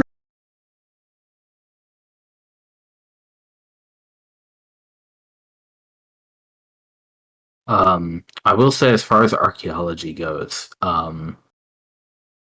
the space in the city, in the fort walls, there's no graveyards in this particular section of the city. There are a couple throughout other parts of the city, and you do have a couple days before the Redshift gets here that you could go looking around. I assume the first thing you'd be doing is checking headstones. Yeah, if they can be mended and restored back to a readable state, or otherwise already in one. They are pretty eroded, but you can, one at a time probably mend a lot of them. Maybe not all of them. Some of them might be busted to hell or worn so far down that they're just, a rock now. But it will take some time to see if you can find one named Kieran. All right. Is there like a goal that you want me to do? Nah, I think this one's just time investment. Okie dokie. Yeah. Got it. In particular, if I'm able to see a theme of like who are locals, and then among those, like who are commoners, who are like nobles and aristocrats, and then like who are outsiders or visitors, or and then starting to try to work it that way to find the approximate area that would be looking where an adventurer might end up being buried. Yeah, I was gonna ask the Mara if there are any mass graves Okay. for the dirty work first.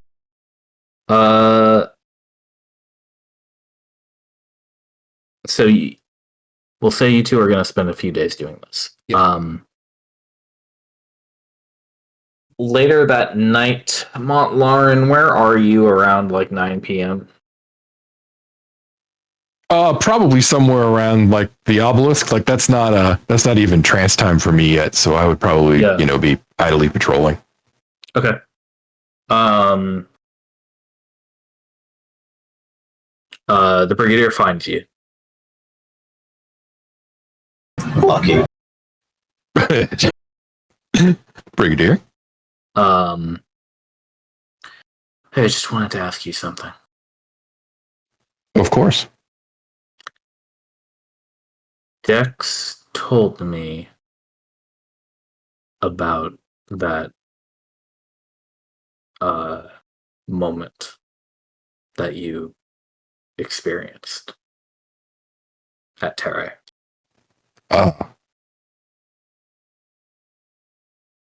And he of course told me the conversation you two had afterward.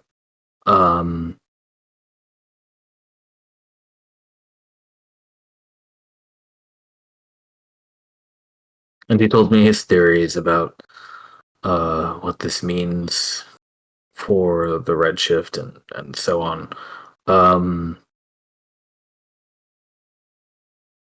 Do I need to worry about you throwing yourself into the storm?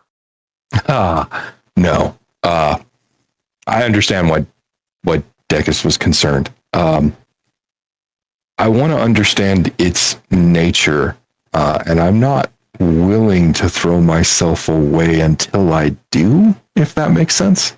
Very good. Good answer. All right. I just had to check. Of course. If it helps, I certainly didn't see anything like what you described. So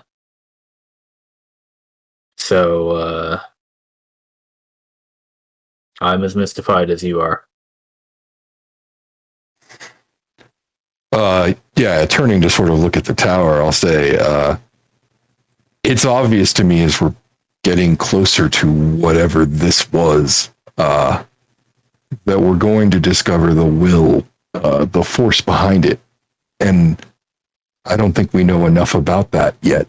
I'm candidly a little frightened of our odds at the moment with how little we understand this thing.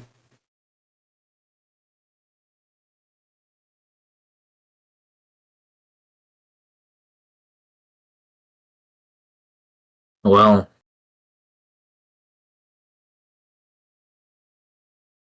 You said you want to understand it, right? So you'll simply have to do that. Someone has to, exactly.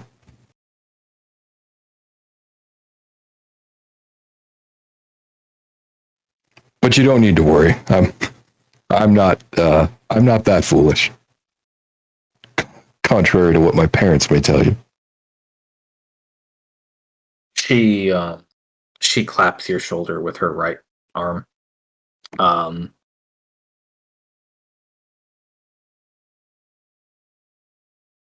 She says, "Good, good.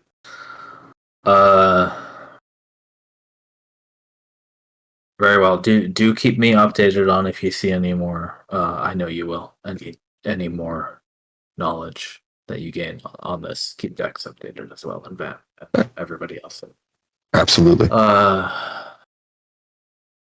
Don't let any of the rest of your party jump in either. This goes for all of you.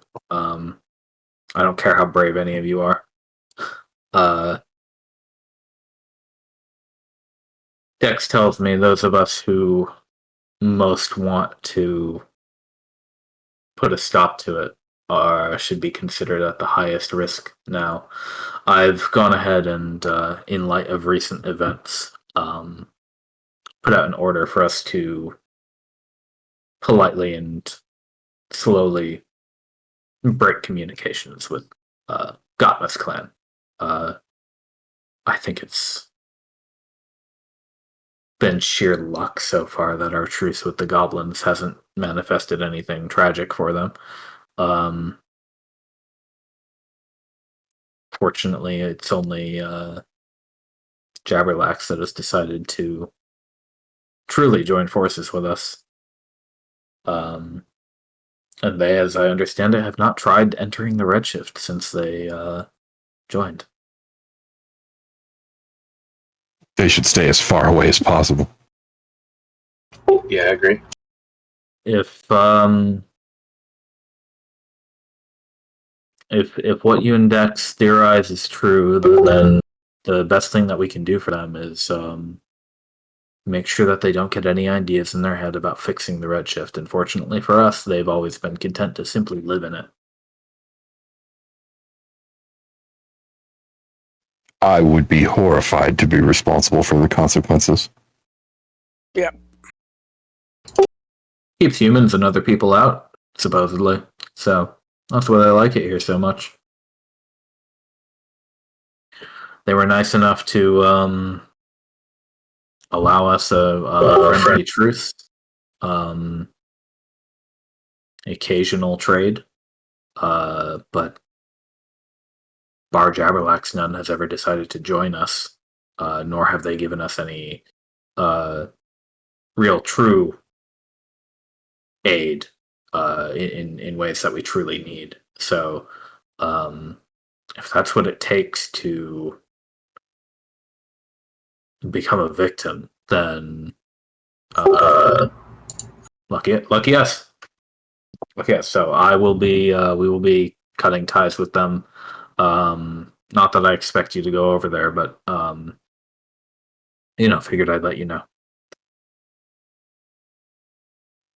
Yeah, thank you. I have to admit, I hadn't even considered how far-reaching those implications really were.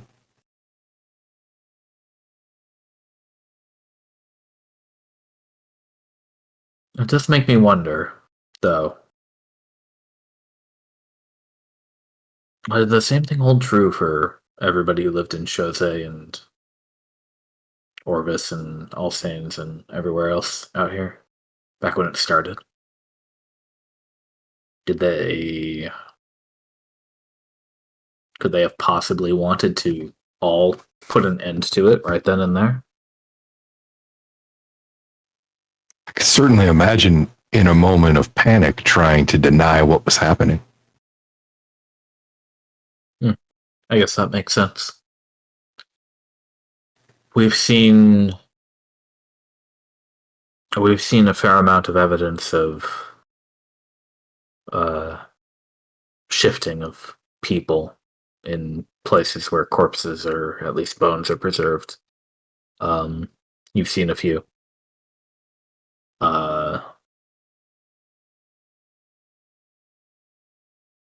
So it's not just us, and it's not just a few centuries of treasure hunters coming into here.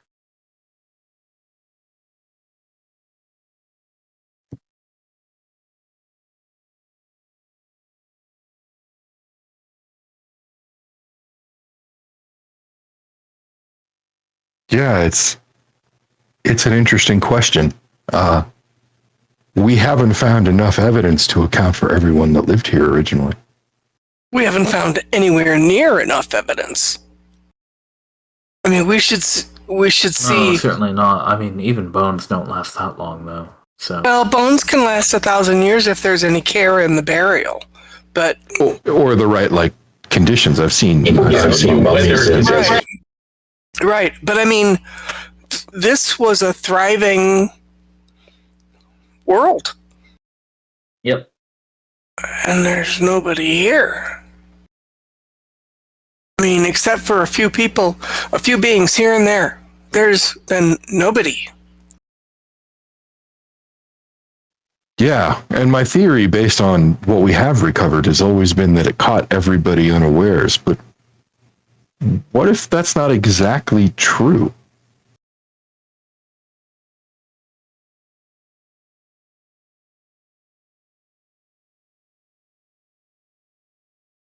I think it's possible that the first wave, like the first time or 5 that it happened, and it reached XYZ locations, that those were probably taken unawares. Yeah, certainly. I would expect so. But then after weeks or months, perhaps, of somehow being able to survive it or survive it shifted even. Right. I had assumed that the first wave would have taken them all, but that's a good point. Well, it's like the goblins, some might have been able to survive it, but I can see where cults of beings just kind of thrown together by circumstance and pain and fear and suffering might think that there's something more to it and that they could join with it, like those frogs, whatever those things were down in the cave, worshiping another thing, shifted. It's like the kind of thinking that can happen when you're in pain and suffering and terrified, where you start to believe in something outside of yourself that is more powerful than you that you could join with. Yeah, okay. So I can see some cults of that, certain groups, little small groups. But the vast majority of, how many people would have lived here? 1 million? Maybe not that many. I don't know. Maybe, but if hundreds of thousands at least, though. I mean, your point being made. We have seen no evidence for hundreds of thousands of bones, graves, anything. Nothing. Here I was trying to get some peace of mind tonight, and you have I'm so sorry. given me more to stay up with. Well, it raises so many questions.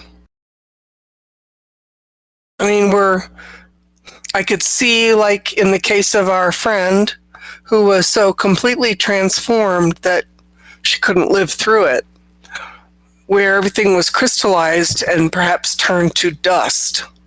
That I could see. But it doesn't happen to everybody that way. Okay, but what about that manor place that we had found that was all shifted and chopped up and twisted around and all of that sort of thing? Land itself, the world itself, structures, stone. It does. It doesn't. It is not just people. Yeah, it that is not conscious. It does not have a way to effectively assert itself and say, "Hey, don't do stuff to me." So we have to look at the whole of it, not just its effects on living beings, but what it does to non-living matter, and then in the very sad case of your brother Montlar, and the potential that it can do with what used to be living flesh. For all we know, it could have made many of those who died into some other sort of creature.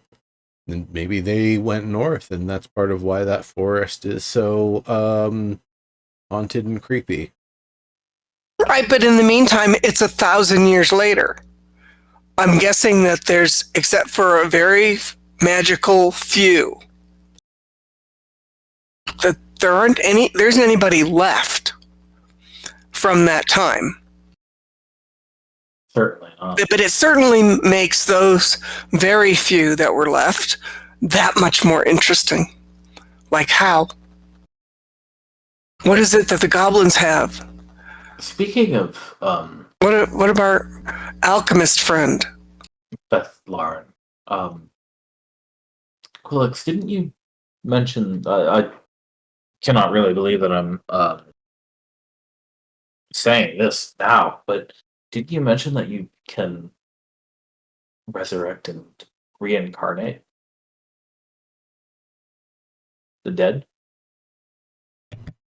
It has Isn't that time limits something to it. that Well, we petrified him, remember? Right, but I don't know if time without being alive. No, that's why we petrified. Peter Freeze. I mean, it was certainly theoretical, so Nimbus's point is still well made. Just that we did think about that. That's all I was saying. is that something that you want to arrange? I'm only realizing now that this may be a very real option for you. Yeah, well, yeah. I hadn't even thought it was possible. Oh, it was the reason we kept him that way, wasn't it, Montlarin? That was the hope. Honestly, I secretly just thought I was bringing the body back. Right. Oh, that wasn't ironic statuary? Not intentionally, no. So bad. But well, Montlarin, we're still holding him at Fort Maricus, but I can call for him to be sent over here if I know you you found material to depetrify as well. Did we? Yeah, I believe so. Soriana tells me she made you a pair of cures. That is true. So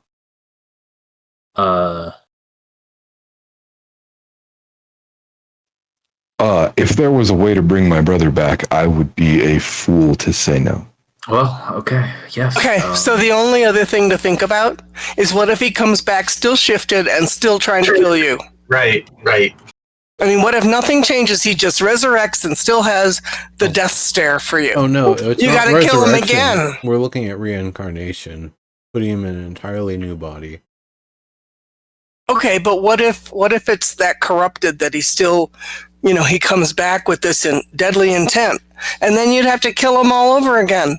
I mean, that's pretty horrible. No. Mont doesn't have to do that. I'll do that. I got his back. We do have Vantherzexia and Dex and everyone else here to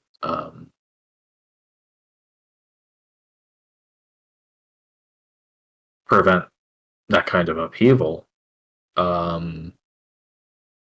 I suppose it is a worry, but it would be a worry whenever you do such a thing, yes. Again, this is up to you, Montlarin. It honestly feels safer to try here than back home. Can't say I could disagree with that. I very much want to do this if this is possible. I would definitely appreciate everybody's help. Oh, hell yeah. The only thing is the consideration of whether you'd want to keep the ability to cast that spell for yourselves. But I know that you care about your brother very much, and yes, I'll make sure to send a message in the morning to arrange for that, and from Fort Maricus to here should be only a couple weeks. Well, looking at the rest of the party, I'll say that's a good point. I wouldn't feel right taking one of your potential resurrections from my brother who has already died. Yeah, Naya, you've only got one. One of these. To be fair, if I can't be revived in this body, just leave me. I'll decompose here, return to my homeland. It's a complicated thing. I won't be allowed to come back, though. But by all means, don't reincarnate me. This body is kind of an important part of some things. I appreciate that.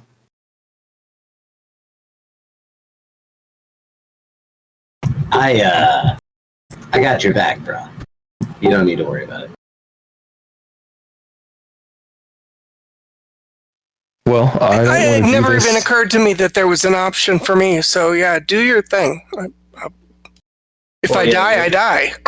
You're the one who'd have to cast the spell, Naya. You got reincarnate. Oh, is that the one that I got the thing for? Oh yeah. Oh yeah. Reincarnate with the materials for it. One casting of reincarnate. Okay. Well, I need some notice before we do that process because I got to make sure I have the mats on hand and I have to change my spell slot. Yeah.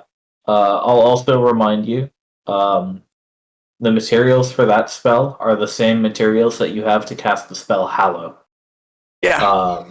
Which I only have one shot. Can cast. So and I only have the one opportunity for it. I don't have the mats. You are making an explicit choice between one casting of one of those two spells. Once it's done, that's it.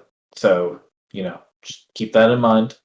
Yeah. Okay. Now, I want to be perfectly clear. You, as, in table talk, you as the DM, understand the rules as written is a creature that's been dead for no more than 10 days. And we are waiving that consideration for this or for all castings of reincarnate. No castings of reincarnate, in fact. Wait, what? So then you preserved him before that time limit, right? Petrification is a thing that you did. So then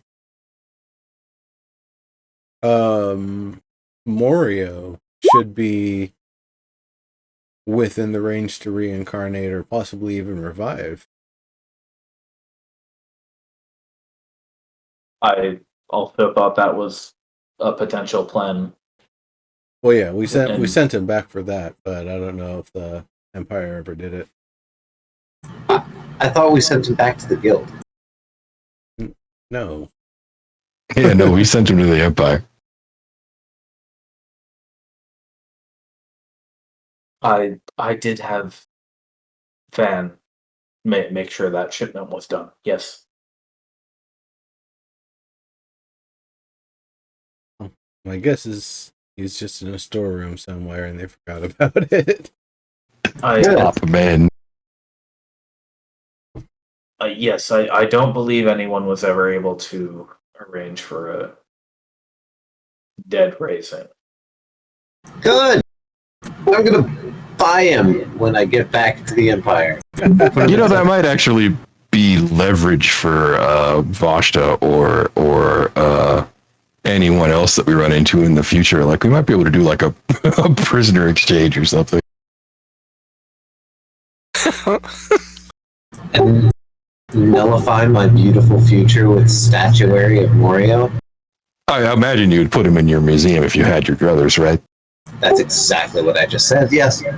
Also, yeah, I did just post the 2 spells that you collectively have 1 access to. So feel free to read those, and those are on your character sheets, and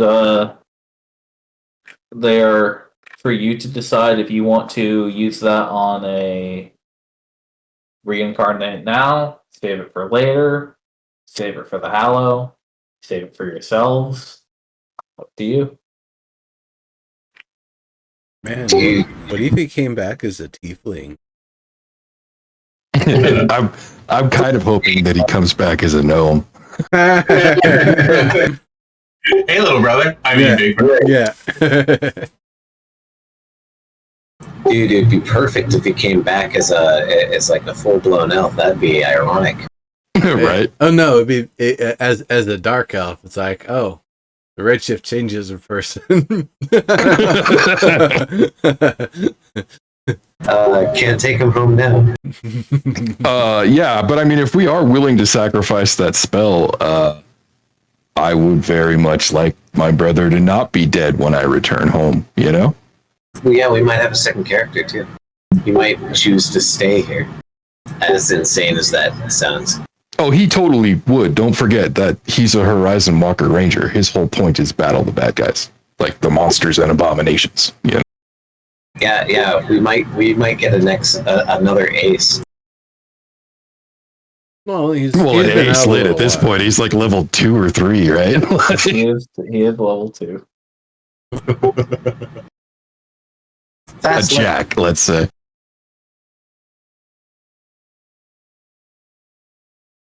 Serb makes 424 furious notes about the possibility of Malaran playing 2 different characters. 424 experience points, so good luck not dying again. Yeah, right. Woo! We'll keep him in the back. He'll be a ranged ranger.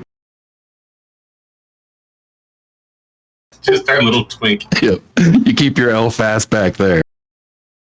That count as XP share. Yeah, right.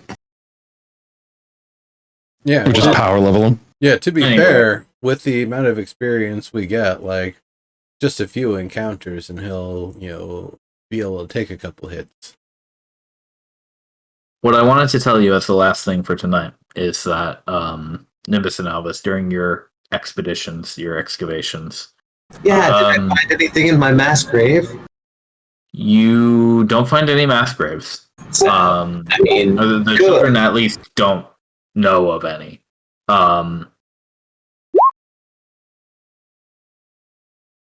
You do, by chance, manage to repair a very small, unassuming headstone with the name Kieran inscribed on it. Hey. Shit, that was easier than I thought. When you attempt to excavate, Just say grave rob. well, yeah, are you gonna grave rob? Do you do it? I mean, that's what I suggested. I did kind of just assume Alvistaver would go for it. I mean, I would be trying to be as respectful as possible, and try to move the dirt and sand and stuff out of the way with magic, and not. Yeah.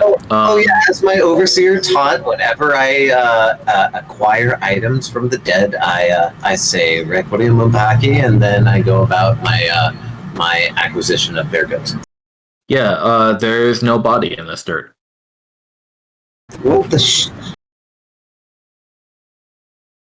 Not just It's- no it's body, just but no anything.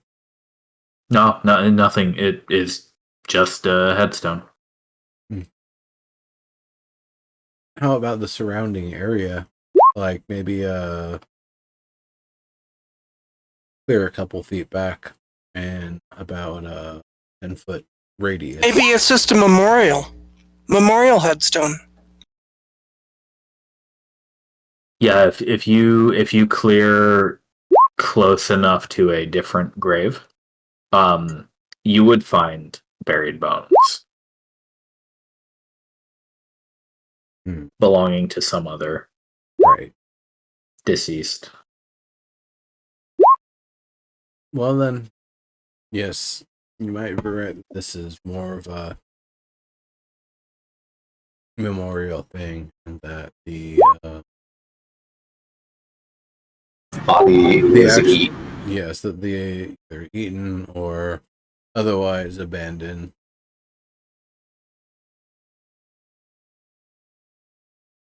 Which means it's either up where the flowers are or where they were, or otherwise was eaten and someone flew somewhere and no, it is not anywhere. We'll be able to find it in any reasonable. You can at least tell the scouts to be thorough. Yep. That's info. So that I think is a good enough spot to stop for tonight. In 2 weeks, we will return to All Saints. Yeah. Yes? Yeah. Sounds about right. Excellent. Indeed. All right. Thank you for joining so much, everyone. DMing. I am Yeah, excited thanks for to the session, see sir. what you write up and modify to your existing plans between now and 2 weeks from now. This is Exactly. this sounds like it's going to be some real exciting stuff. Good. Definitely some potential monkey works. So I'll see you then. I'll make sure the calendar gets updated. All right. Good night, everyone. Yeah. Good night, Thank you sir. very Rest much. well. Night, everybody. Hey.